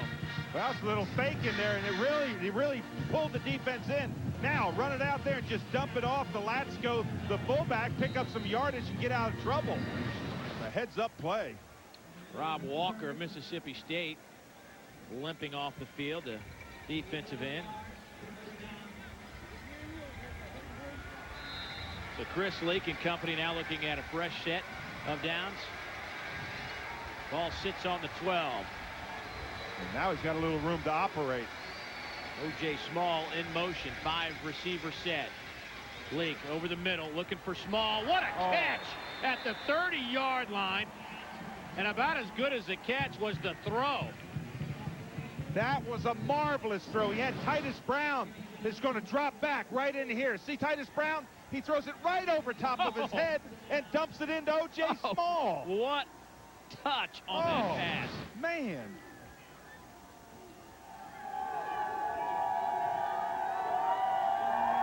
See the total yards, 313 through 224. That's Willie Evans down on one knee. But Dave, that throw was, I mean, that's like throwing it into, through a car window from 30 yards out. Absolutely. And on the run. Yeah, and Titus Brown was dropping into his zone. He was right there. It had lofted over him. Drop it into O.J. Small, but don't throw it too long because you got the defense right behind Small. That's as well a thrown ball as you can throw. That may be Chris Leak's best pass of the day. Willie Evans has had a nice game today. Very active from that end spot. We'll take another look and see what happened to him as he was battling Randy Hand. He got hit by his own man. Just didn't see him. Just got kind of hit up in the thigh area. And Willie Evans, he's played well. He forced the fumble. He's got 4 or 5 tackles, and he's played well. Former fullback. Moved over to the defensive side of the ball a couple of years ago, and it's paid off. First down and 10 after the nice catch by Small. Here's O.J. again. Loses 2 on the play this time. Kevin Dockery, the first man there. And then Gabe O'Neill comes to finish it off. And Dockery, the minute he saw this, he exploded. Right now, he saw the little slip screen. That's play from before, but when he saw that little slip screen out there, he just exploded back up there, Dave, to get up inside. Good heads-up play by the corner.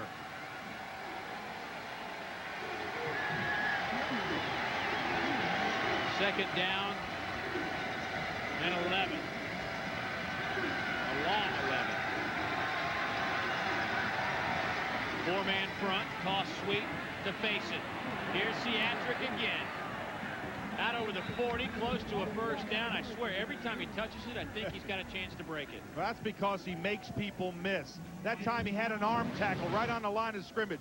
Just toss it out to him. Get behind those big linemen, Hand and Mitchell. Now right there, you see the arm tackle? You're not going to do that. Griffith comes up there and misses the tackle. Can't arm tackle him. He's too good. Well, Dave, this is a situation where Florida, I think, burned Mississippi State on Faison's 55-yard touchdown run. This no huddle, get to the line of scrimmage, and sometimes they'll quick snap it, and sometimes they'll wait, let the call come in, develop, see what's happening. But when Faison went 55 yards, they quick snapped it, and that might have had something to do with his success. Here's 𝐒𝐿𝐴𝐶𝐽 out to midfield into Mississippi State territory. Kevin Dockery brings him down. And you see 𝐒𝐿𝐴𝐶𝐽, very slippery runner. And it goes back to when he was a freshman in high school, Dave. He was playing a high school game against a former Florida linebacker, Bam Hardman, who was a great player. Bam was an upperclassman, and he said he tried to run over Bam, and Bam knocked him back about 10 yards, knocked him into next week, as they say, and he decided at that point he was no longer going to be a power back. He's going to make him miss. Yeah. Well, he does make him miss. He's all motion. He's got everything moving. Those legs are quick down to the field. See if he picked up the first down as the chains come out, and it will be a first down. And Dave, he's the second leading rusher in the conference, averaging almost 100 yards a game. What makes him so good? Well, Dave, everybody always uses things like speed and strength, but work ethic, that's the first one. Practices full speed all the time. Players look up to him. Vision, he sees the hole. If it's a cutback, he finds it. He's elusive. He makes people miss. He's a playmaker. Coaches feel every time he gets the ball, he's going to do something with it. That's the terms that they use to describe a great running back. We saw his numbers moments ago. 143 behind Ray Hudson, who's done for the year, the Alabama talented tailback. Danny Ware of Georgia, the true freshman, has busted onto the scene, and Kenneth Darby, after his near 200-yard game last week against Southern Miss, almost at the century mark per game average. O.J. Small couldn't bring down the high pass. That'll bring up a third down and 11 from the 49. And Dave, regardless of where this drive stops, if they don't make this first down, this has been the Chris Leak drive. To take that ball on the 1 or 2 yard line, you got all that emotion. He's driven them out to midfield. He still has them going. Big third down here, but what a drive by Florida when they needed it. Well, here's a big third down right here. 3rd and 11 from midfield. 4 receivers, 3 to the top. Deshaun Wynn in the backfield and movement. Oh, if that's Ron Fields, he's going to kick himself. Just guessed. He guessed wrong. The big man, he's played so well for him. Now he's pointing over there saying one of them pulled me off. Oh, they did. How about that? Still 3rd down. Oh. A little bit of movement pulled him. Let's see if we see the movement. Oh, the head. I think he pulled the center, pulled him off. I think it might have been DeGore. The center bopping that head up. You can't do anything to pull the defense off sides. 7 penalties for 45 yards against Florida, 6 for 50 against Mississippi State.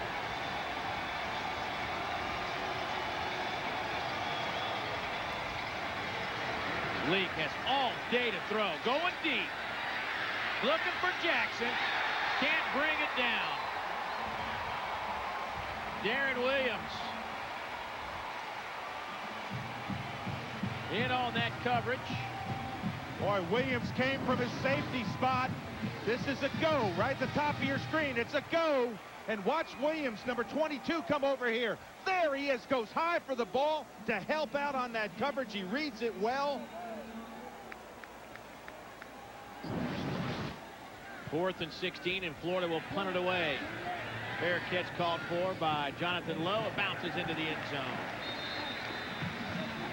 54-yard kick. Well, fans, be sure and enter the Toyota You Pick'em contest. Just go online at jpsports.com and click on the Toyota banner. Pick the winner of each week's game and automatically register to win an all-expense-paid trip for 2 to the college football game of your choice. The Toyota You Pick'em contest. 51 seconds to play here in the 3rd quarter. Mississippi State had a slim 3-point advantage at the break. Florida has posted 10 points here in the 3rd quarter. Little handoff, not much happening, maybe a yard or 2.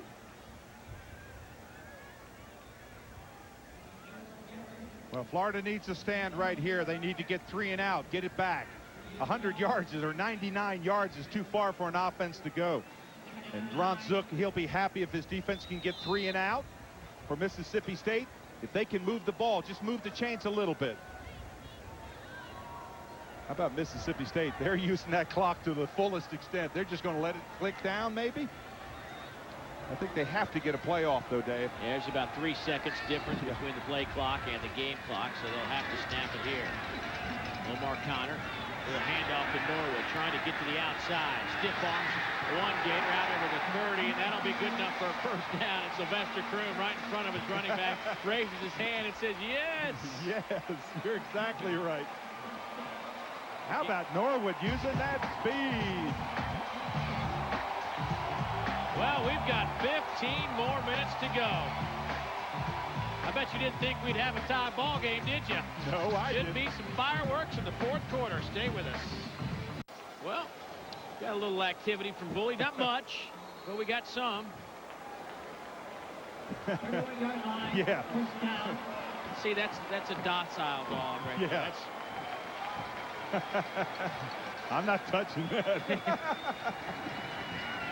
Tied at 24. 1 quarter to go. Handoff to Jerious Norwood out to the 38-yard line.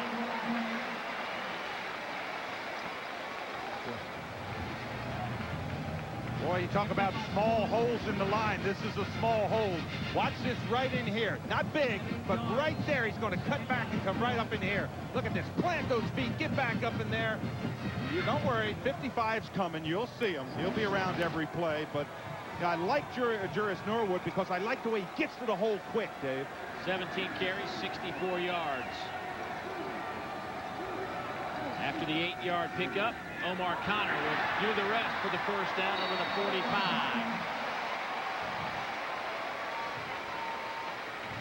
Time. So first down and 10 from the 46-yard line. Omar Connor today rushing the football 10 for 42 yards. And I asked Sylvester Croom yesterday how healthy his quarterback was. He said, "Oh, he's better than good. He's healthy. He's mentally sharp, and we're seeing the results of that here today." Norwood into Gator territory, brought down by Channing Crowder. Time for our Yamaha third quarter stats, and Florida certainly picked it up in terms of time of possession. They were down about 7 minutes in that department, close to even now at 333 total yards for the Gators. They came in averaging 421 yards, so on pace to hit that mark again. And you see the difference in those stats. The thing that kept Mississippi State in there was that great punt return. Connor's throw is low on second down and 5. Intended for Darnell Jones. Pressure came from Stephen Harris. He forced the quick throw. Well, that may be the first bad pass that I've seen Connor really throw. It was a wobbly one. Didn't look pretty out there. But he was under pressure again. Stephen Harris, 93, getting that pressure on him. Now, big down for Florida. Got to come. I think you got to bring pressure. I know they don't like to bring pressure, but I wouldn't be a bit surprised to see pressure in this situation. Don't allow Connor to stand back there and look downfield and throw. 4-man front. Connor rolls right. Has some time. Has Fred Reed. And he'll have the first down at the 41-yard line. Ronaldo Hill with his 5th tackle of the day brings him down. This is exactly what you do when you do have pressure. Fake in here, come back outside. Now, look downfield. He's got it open. It's a sure first down. Get the yardage, protect the ball, and Fred Reed's both hands are wrapped around it.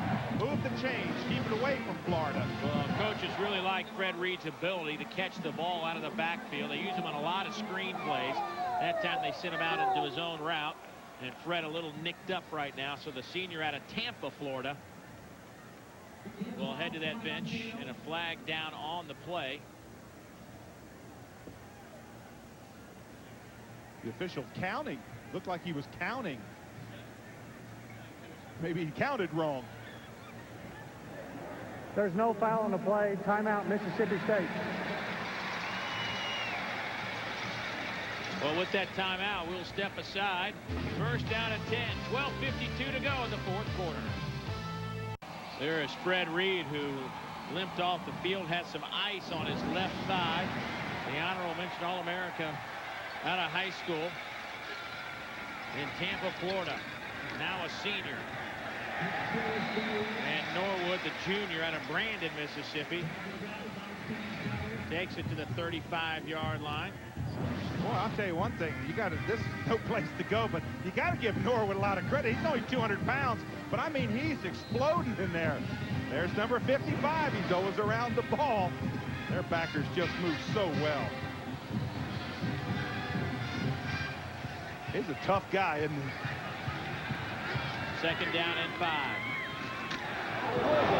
A huge hit at the 38-yard line. Todd McCullough steps up, and I'm talking that was one of the all-time classic collisions. Wow. Pow. Oh, Todd McCullough. He just leveled him. Man. Gain of 3, bring up third down and 2, but what a hit for McCullough. And how about Norwood? He just popped up like no big deal. Yeah, he said, give me the ball. I think I can make 3 yards. Well, he gets it, and he does. Hey, I'm going with the girl that I brung to the dance. And Mississippi State has ridden on the back of Jerious Norwood. Explode through there. Just took that big hit. Look at him protecting the ball. Well, that was impressive after that hit. To come back and pick up 6. I told you he was tough. High formation, 2 tight ends. It's the fullback, Jones. McCullough wraps him up at the 25-yard line. You know, Charlie Strong, the defensive coordinator for Florida, told us, he said, hey, I promise you, Mississippi State thinks they can come out and pound it on us. We know that we're going to get their best shot. This is not a surprise to Charlie Strong.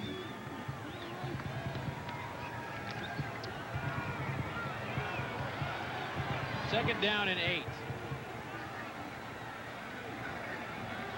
2 tight ends again. Handoff. A play fake. Connor rolls. Stops. Fires over the middle. Batted out of the air by D. Webb. Intended for Will Prosser.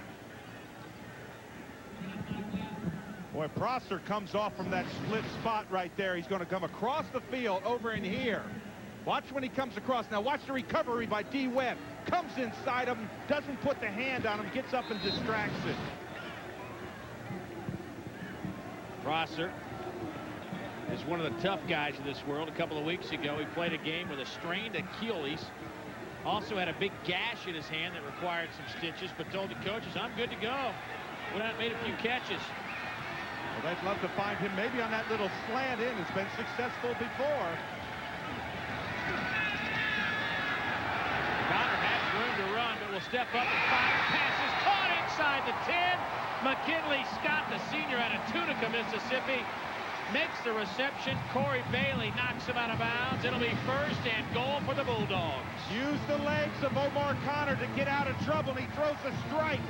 McKinley Scott comes down with it, gets that foot down in bounds, and gets smacked. And Connor comes back to the huddles. He's not a very vocal leader, but he's showing some emotion today. 18-yard pickup. First and goal from the 7. Norwood inside the 5, down to the 4. Boy, I think he had a chance to bust into the outside and make it a foot race to the corner of the end zone. It's the wide side of the field, but he took it back inside. Well, I thought he would because he's got that speed to get to the outside. And it's the last second he darted up inside. Must have seen something open up, but it closed quickly for Florida. Now, if you're Florida, you're saying hold them to a field goal. Don't allow a touchdown. You're Mississippi State. You don't want to settle for anything less than a touchdown. Whistles are blowing on the field. That means somebody took a timeout. The Gators did. They had 12 men on the field, so they had to burn a timeout. Well, the crowd on their feet. What'll happen next? Stay with us. Boy, if you could just crawl into those brains for a minute and figure out what is going through them. It's a great game for a spectator, but it's got to drive your nuts as a coach. Oh, it does. Now, is Connor going to use that rollout option, that play pass option, or is he just going to bust it up the middle? Norwood cuts it back inside, nowhere to go. Should have used the rollout. Todd McCullough steps up to make the initial hit. This is misdirection. You pull out here, you need to bounce it, but you see how quickly McCullough gets to the outside. He forces it back in. That's where he's got help. But I just ride the legs of Omar Connor. I just think he's got the speed. Little play fake action. We'll do the run pass option. Yeah. that we've seen where he rolls out, can throw it to the tight end, somebody with him. Will Prosser in the game. Strong formation to the right side.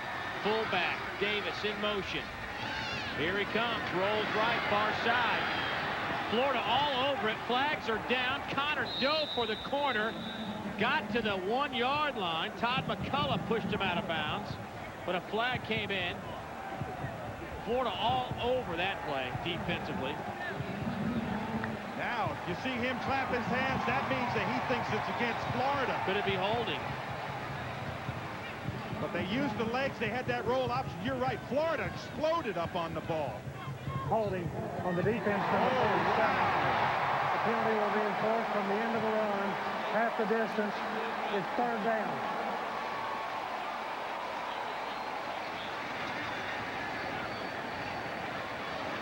It'll still be third down and very short. It may be number 47, McCullough. Is that it right there? Yeah. Oh, yeah, that's it. Absolutely. Oh, yeah, he's still got it. Oh, yes. Well, third down and inches. Norwood leaps, popped at the goal line, but they say touchdown, Mississippi State.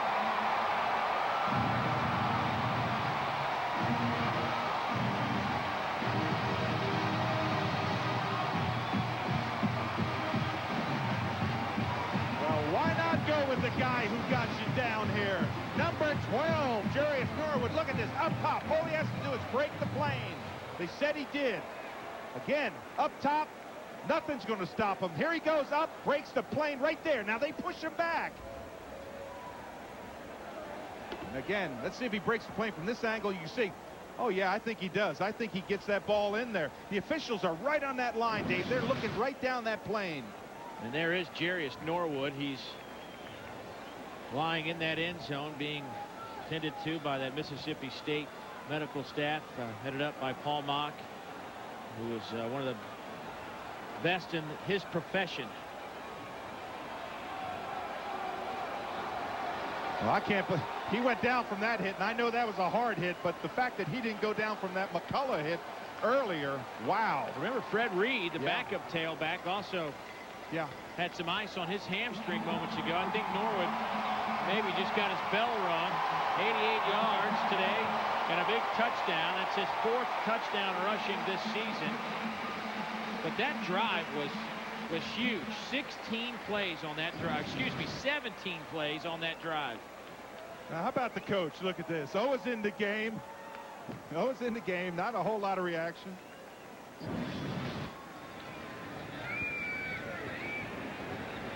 Keith Andrews in to attempt the point after to make it a 7-point game. That 17-play drive matches Auburn for the 2nd longest in the SEC this year.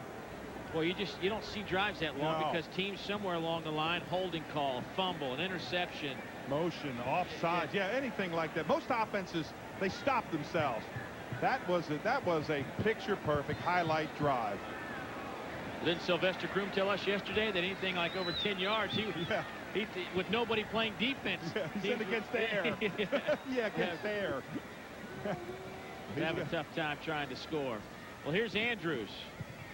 Point after is up and good, and things are getting a little frisky down on Scott Field. Mississippi State leading by 7. Scott Field in Starkville, Mississippi.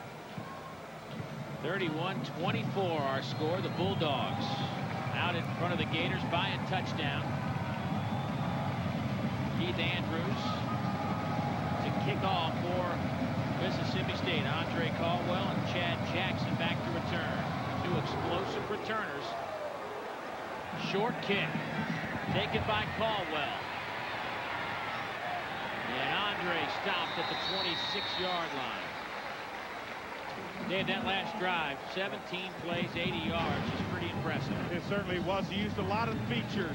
Fred Reed for that first down. Then he came back with Norwood with those tough yards inside for another first down. Then he found the Kidley Scott out here for a 3rd first down. Everything clicked, and then he came with Norwood, the hard 2 yards up the middle. Jerious Norwood. Wow, what a player. Just had the wind knocked out of him. We will see Jerious again. Theatric Faison in at tailback. C4 with 143 yards on the ground. They'll fake it to Theatric. Throw to O.J. Small, and he's taken down at the 34-yard line by Quentin Culberson. And for more updates, let's go down to Dave Baker. Buzz? Dave, as you mentioned, Jerious Norwood, it was a combination of getting the wind knocked out of him and just getting stung when he got up over the top. Another thing, umpire Wilbur Hackett has warned both teams they've got to clean up the extracurricular stuff inside or else somebody's going to be gone. Here's Small, little swing pass. He'll have the first down to the 42-yard line. Slovakia Griffith brings him down. Gain of about 9 on the play. Take a look at our Hummer scoreboard. Oklahoma in the third quarter continues to roll on. Ohio State in front of Indiana. Penn State 6-4 in the fourth quarter. I've never heard of a team having 4 points. 2 safeties? Maryland on top of Clemson. The Tigers continue to struggle. And Vandy on top of Eastern Kentucky in Nashville, 13-7. From the 42, first down and 10. Small slides out to the slot on the right, facing the lone setback. And movement. They'll call a timeout. I think they got the timeout before there was some movement, and they did. That'll be the second timeout taken by Florida, leaving them just 1 here in the fourth quarter with 7:47 to go in the contest. We will step aside. Ron Zook trying to find the answers. 7:47 to go here in the fourth quarter. Hard to believe this. 31-24, Mississippi State out on top. First down and 10 for the Gators at the 42. Fake to Faison. Leak has time. Throws back to Faison. Theatric breaks a couple of tackles. Still on his feet. Down to the 40-yard line. Theatric Faison broke 3 or 4 tackles and picks up the first down into Mississippi State territory. 3 tackles he broke on that play. He's down on the ground, but 3 tackles. Watch this. Fake to him right there. He goes out in the flat. Now Leak looking downfield, dumps to him. But watch what he does. We talked about him being a playmaker. 1 missed tackle, 2 missed tackles, 3 missed tackles. Got to get help. You got to get back up and get him. Outstanding play. He's just a warrior. 16 rushes, 143 yards, almost 9 yards a carry. Also has 4 catches for 25 yards. Busy man, Theatric Faison today.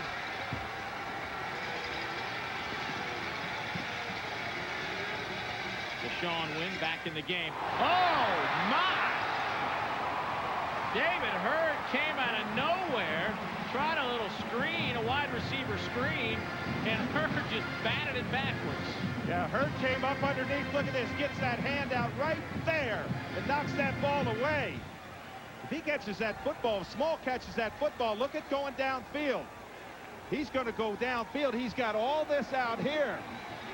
Look at the reaction he has. And David Hurd starting today because Mario Bobo, the talented true freshman, out with an injury. Leak throws back. Screen to Deshaun Wynn. He's got some blockers and some room. Deshaun Wynn. Deshaun Wynn down to the 10, to 5, and the 4 before he's brought down. Jamal Johnson finally drags him down. A 37-yard pickup. Well, what happens here? He fakes plays, come back here, same play. Then he dumps it over to Wynn over there. Picks up those big linemen. Look at him going downfield. He makes people miss. Broken tackle, 1, 2. He makes people. You got to ride him 5 yards. Again, lug the lineman downfield. Great block there. Big Mo Mitchell. Big Mo Mitchell, you're right, 370 pounds. Yeah. First and goal. Deshaun Wynn, did he get in? They'll mark it inside the 1. And the clock moves. 6:25, 6:24.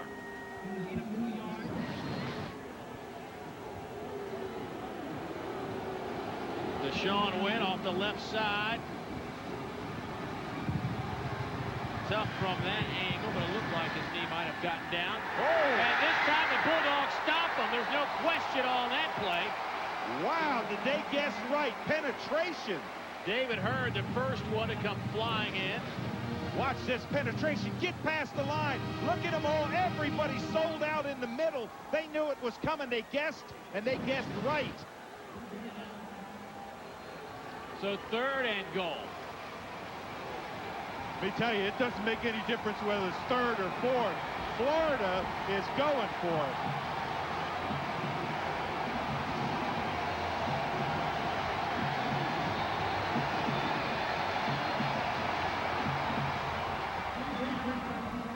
Started on my signal. So we'll restart the 25-second clock. And here we go. I think the crowd will tell you if the Gators get in.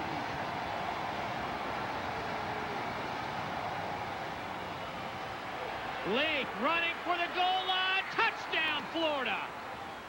It was only a yard, but it was a long yard.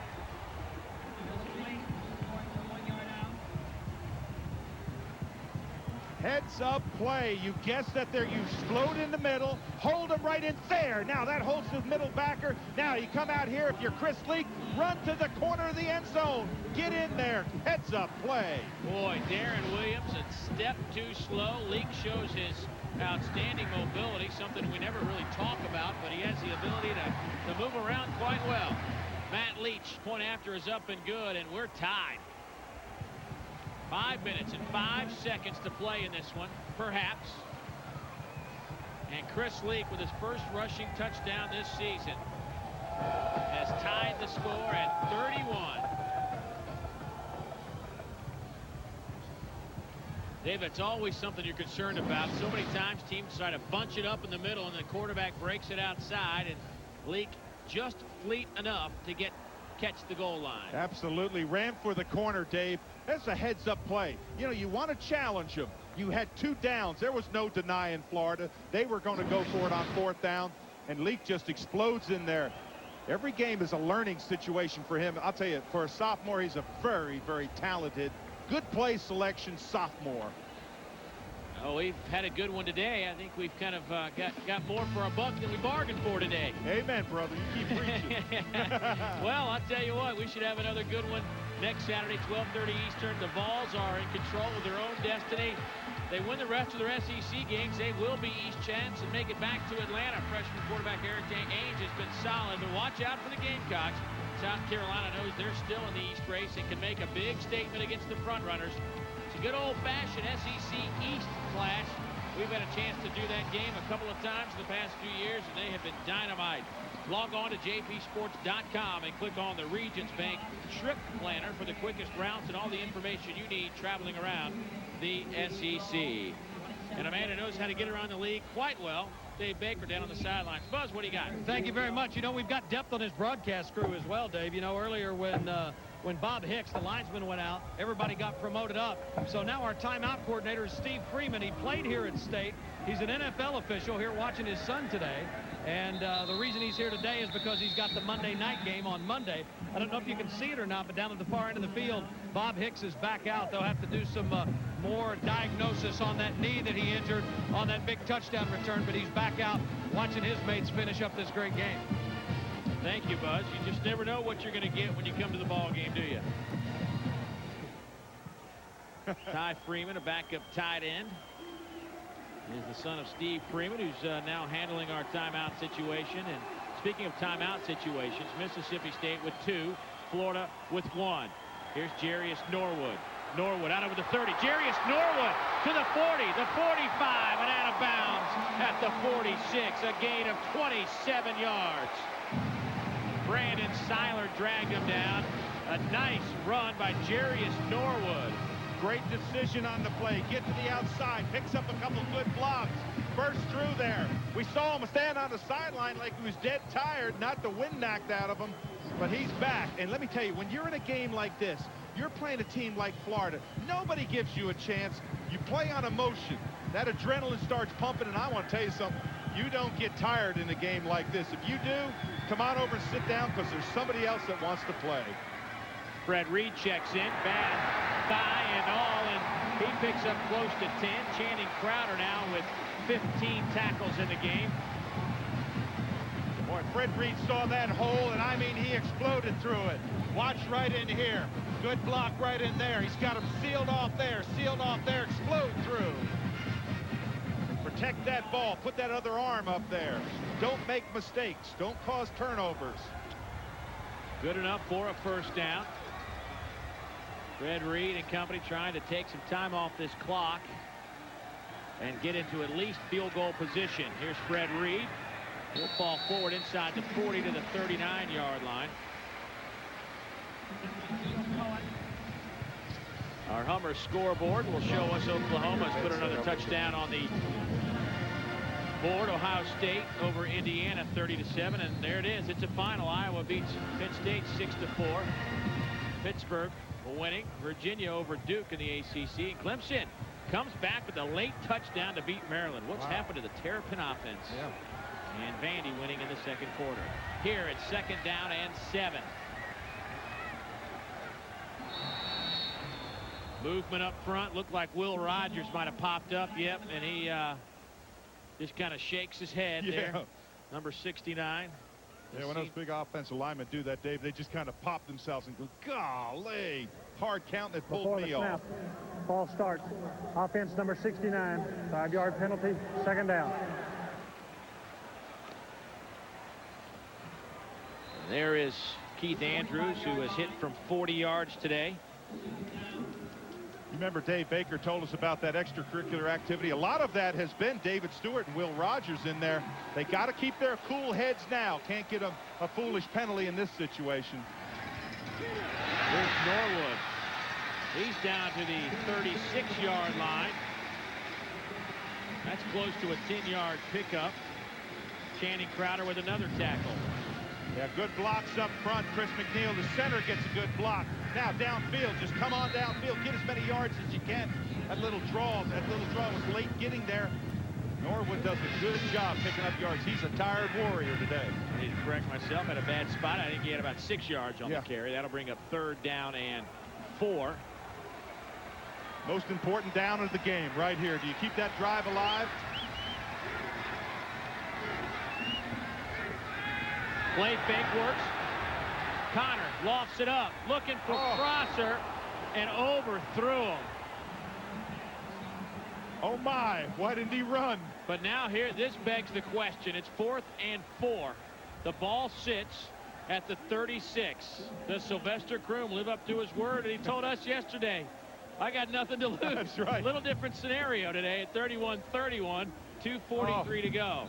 I thought Connor had it on the run. I could just see it. I just pictured him. We do have a player down. That's Jones down. Darnell Jones, 33, the fullback. But I thought Connor had that corner. I was kind of going, oh my goodness, he's going to run. And he pulled up. Again, you have to respect that Florida speed.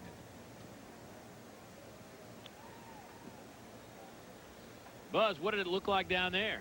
Well, he had him open, and it was one of the few passes today that Omar Connors just flat missed. But in terms of this decision that Sylvester Croom has got now, I can't imagine a tougher decision for a coach. I mean, it would be about a 53-yard field goal into the teeth of this wind. Now, we've seen one hit into the wind earlier.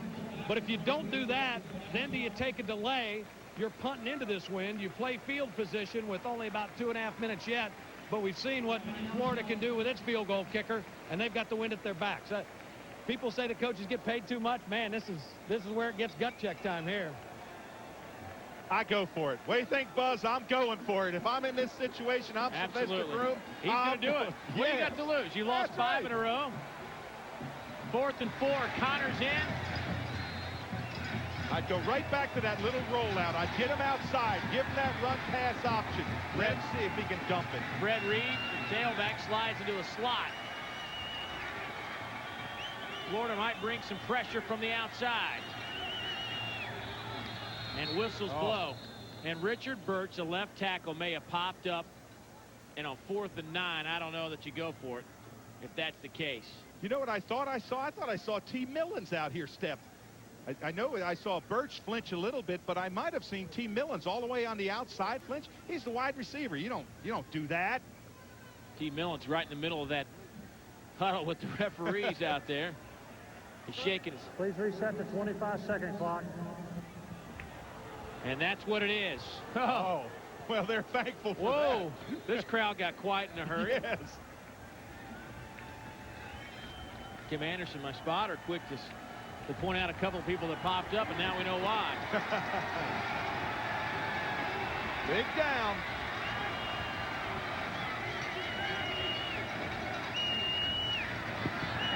Connor fires. Overthrown. Florida holds. They'll get the football back at the 36-yard line. That ball never had a chance. You console your quarterback, but you just say, hey, that ball never had a chance. He was going to go to T. Millens out here in the right flat, but it never had a shot. Well, now, Dave, it comes down to a Mississippi State defense that's been on the field quite a bit here in the second half against Florida's offense. And remember, they just need to get in field goal position. They have the wind at their back. However, only one timeout.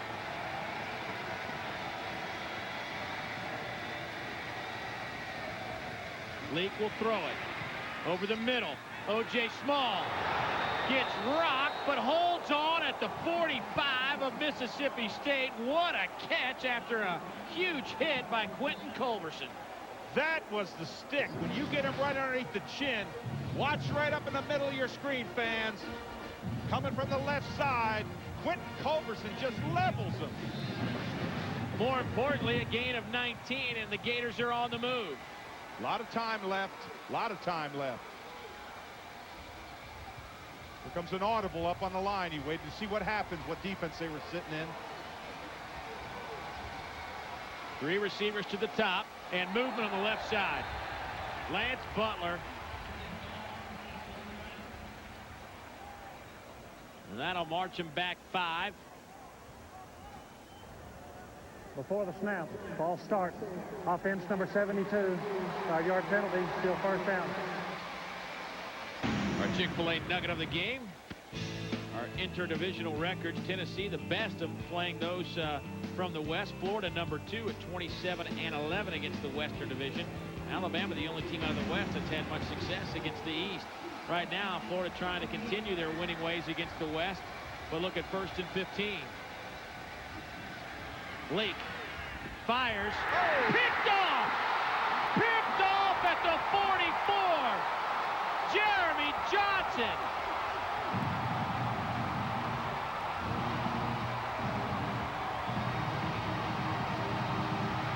Dave Ellis Johnson told us, the defensive coordinator told us that Chris Leak like underneath throws.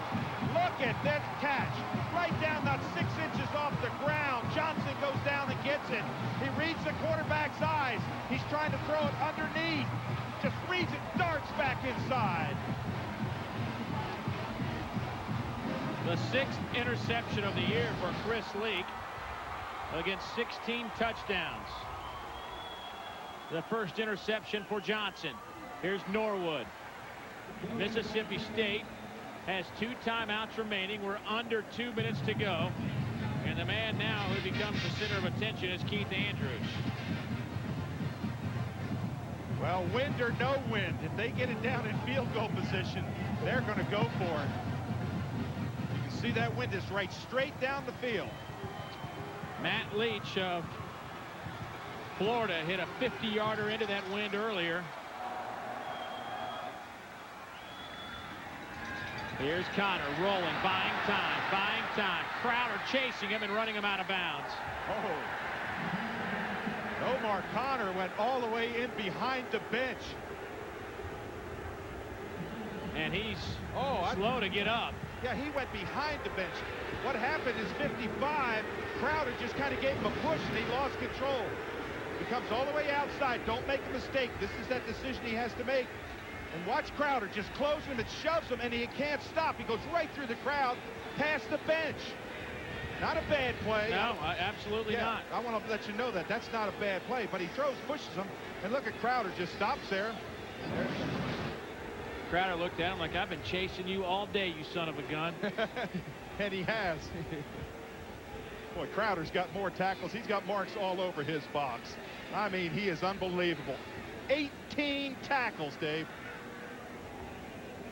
Well, Kyle York, who has started the previous 2 games while Connor was injured, has certainly had some experience, but coming off the bench with a 1:23 to go here in the 4th quarter. He hasn't taken a snap today. York this year, 39 of 79 for almost 360 yards.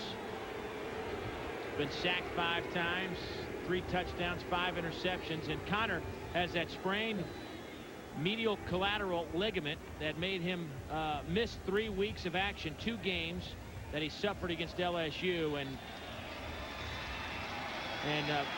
Buzz, that's kind of a tricky area behind that bench.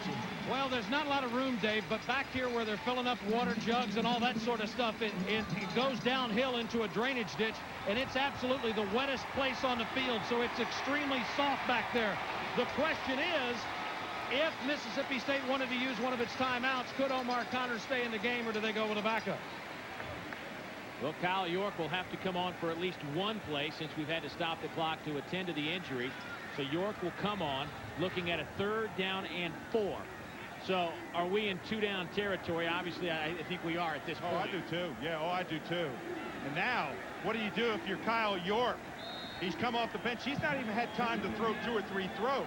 Well, I tell you, I take that back.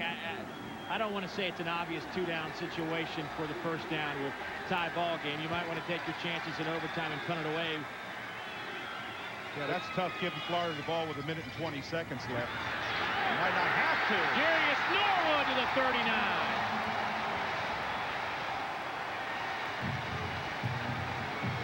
Dave, the fullback got a great block on Earl Everett. 41 is Davis.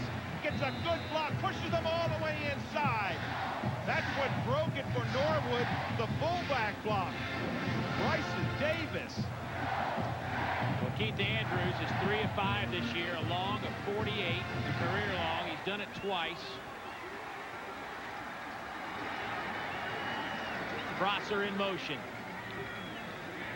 Connor back on the field, looking, running down to the 37-yard line. Clock ticks. We're under a minute. 45, 44. So Mississippi State will use one of their remaining 2 timeouts. So 1 timeout remaining for Mississippi State, 1 for Florida. Connor shaking it off. They need roughly, they'll spot the ball at the 36. They need roughly 6 yards, Dave. Exactly. They do need 6 yards. Nothing new today for this Florida team in terms of some tough games. They've had 2 heartbreakers today. It's been amazing. In Knoxville, James Wilhoit kicks a 50-yarder with 6 seconds remaining as Tennessee beat the Gators 30-28. Then 3 weeks later, LSU's Marcus Randall hits Big Joseph and died for the 10-yard touchdown with 27 seconds left. 24-21 win. 2 losses by a total of 5 points. The 4 wins have been by an average of 41-15, and 33 seconds away from coming into this one undefeated. But today they have had their hands full, and of course Georgia next Saturday in Jacksonville. And Dave, the fans might want to know, right now you're looking at about a 53-yard field goal. That's long. You're in the teeth of a wind right in your face.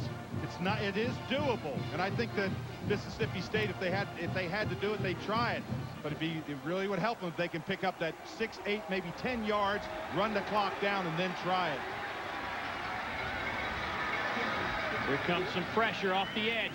They catch him in the blitz. Norwood down to the 20, to the 15. Jerious Norwood, touchdown Mississippi State with 33 seconds left. Can you believe it?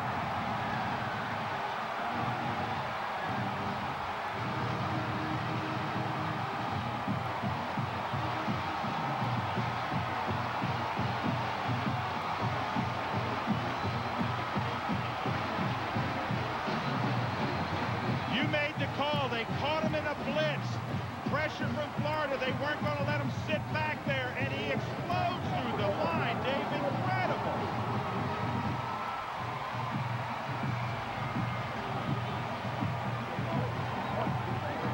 Omar Connor cramping up on the sidelines. He can cramp up all he wants now because I doubt they're going to see any more of him. 32 seconds left on the clock. He's done his job, as has Jerious Norwood, as has that offensive line.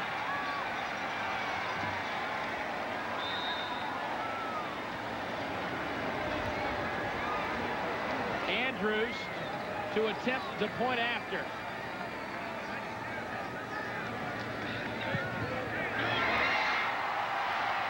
It is up, and it is good. And my eyes are not deceiving me. It is 38-31, Mississippi State. Jerious Norwood and 𝐒𝐿 Fᴏᴏ have put on tremendous shows today. But that run by Jerious Norwood, 37 yards, is one for the highlight reels. See, they caught him in the blitz, and look at him make a miss. He just planted Earl Everett, just planted him there. Then use that speed to get to the outside. Stiff arm right here, ride him into the end zone. Again, good heads-up play, big line up front, block him. He just throws number 30, Earl Everett, who's a good football player. And Dave, a good block from T. Millens. Yeah, number 83, downfield. Well, there are 32 seconds left in this football game. Florida has one timeout remaining. And Jerious Norwood today has had some brilliant moments. He has. He's been elusive. He's made people miss, Dave. He's run those hard yards up in the middle where he's got smacked. We saw that big hit by McCullough there where he just leveled him. But nothing bigger than this run right here. We just made people miss. And a good block downfield. 83, that's as you said. T. Millen's got a great block downfield. Jerious Norwood has 136 yards in the second half today. He ought to be tired. Man, he's taken some hits. We talked about his toughness. This is a place that Florida certainly doesn't like to visit. They've lost their 3 previous coming into today. Now, there's still time left, but that loss in 2000 snapped a streak of 72 straight wins over unranked opponents. But I have a question, Dave. What do you do on the kickoff here? We know that Florida's got dangerous return men. Do you give them a chance? Do you squib it down there? How do you handle this kick? You know, it's amazing. They kicked the ball. They got the celebration penalty afterwards, I believe, because they're kicking it from midfield. Celebration? I know Florida wasn't celebrating. I must have... Well, that's the only question that you... No, excuse me, you're right. It's Mississippi State kicking from the 50-yard line. Holy cow. I mean, I can understand. I thought it was the celebration by Mississippi State. Well, I missed the call. Face mask means a 15-yard variety after that play. So this will sail up and through the end zone. So Florida has it at the 20-yard line. Closed captioning for SEC football provided by Nissan and your Nissan dealer.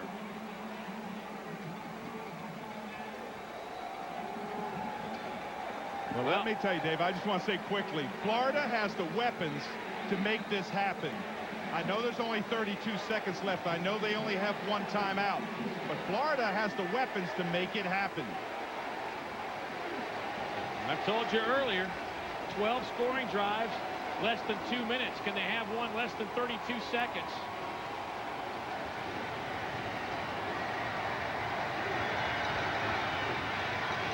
Lee fires over the middle. Deshaun Wynn, he dropped it. He dropped it at the 28-yard line. 25 seconds to go. No time to throw underneath. You got to go up and challenge. You got to go deep. And those Florida receivers, they can go up for the ball. Don't throw it underneath. That's what Mississippi State wants. You got to go deep. You got to hope.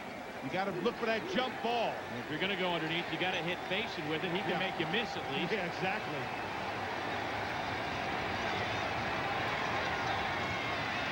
On second down, Lee chased by Evans. Running. Will pick up the first down, scoot out of bounds, but that took 9 seconds, and there's only 16 ticks of the clock remaining. Well, you say, hey, he picked up the first down, but for Ellis Johnson, that's exactly what he wants. He's got a 3-deep zone. He's got him 25 yards off the line of scrimmage. He says, hey, if you're going to catch it in front of me. I'm still having a hard time believing what I'm seeing. I know you are.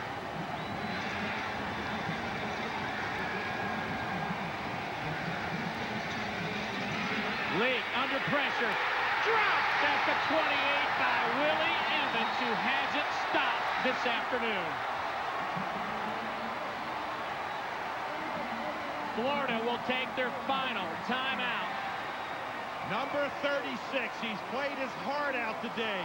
He's been on the outside. This time he comes all the way around to make the tackle.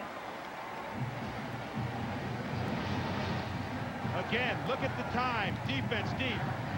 Here comes Willie Evans, 36, all the way from around the outside. Doesn't quit on the play. That's the third sack of the season for Willie Evans. Quentin Culberson. We've seen strange things happen, folks. Mississippi State needs to slow down. We saw LSU burn the Wildcats in a similar situation a few years ago. Our Napa Auto Care Center's players of the game are 𝐒𝐿 Fᴏᴏ and Jerious Norwood, and they both gave us a great show today. 5 seconds left. Dave, one thing that's amazing to me is when you play with emotion. Mississippi State had no emotion till that first drive. They came out, and boy, did they come up with some emotion.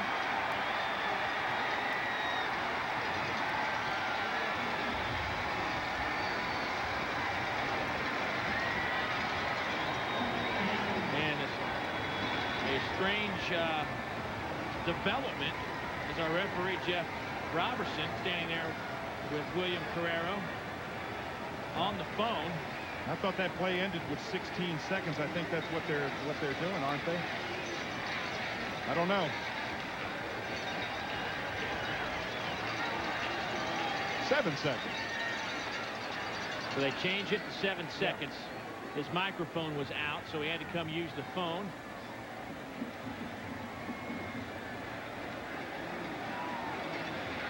And we are just about set. There might be a chance for 2 plays now that we have 7 seconds. Buzz, what do you have? That's what it was, Dave. They wanted to go back to 7 seconds.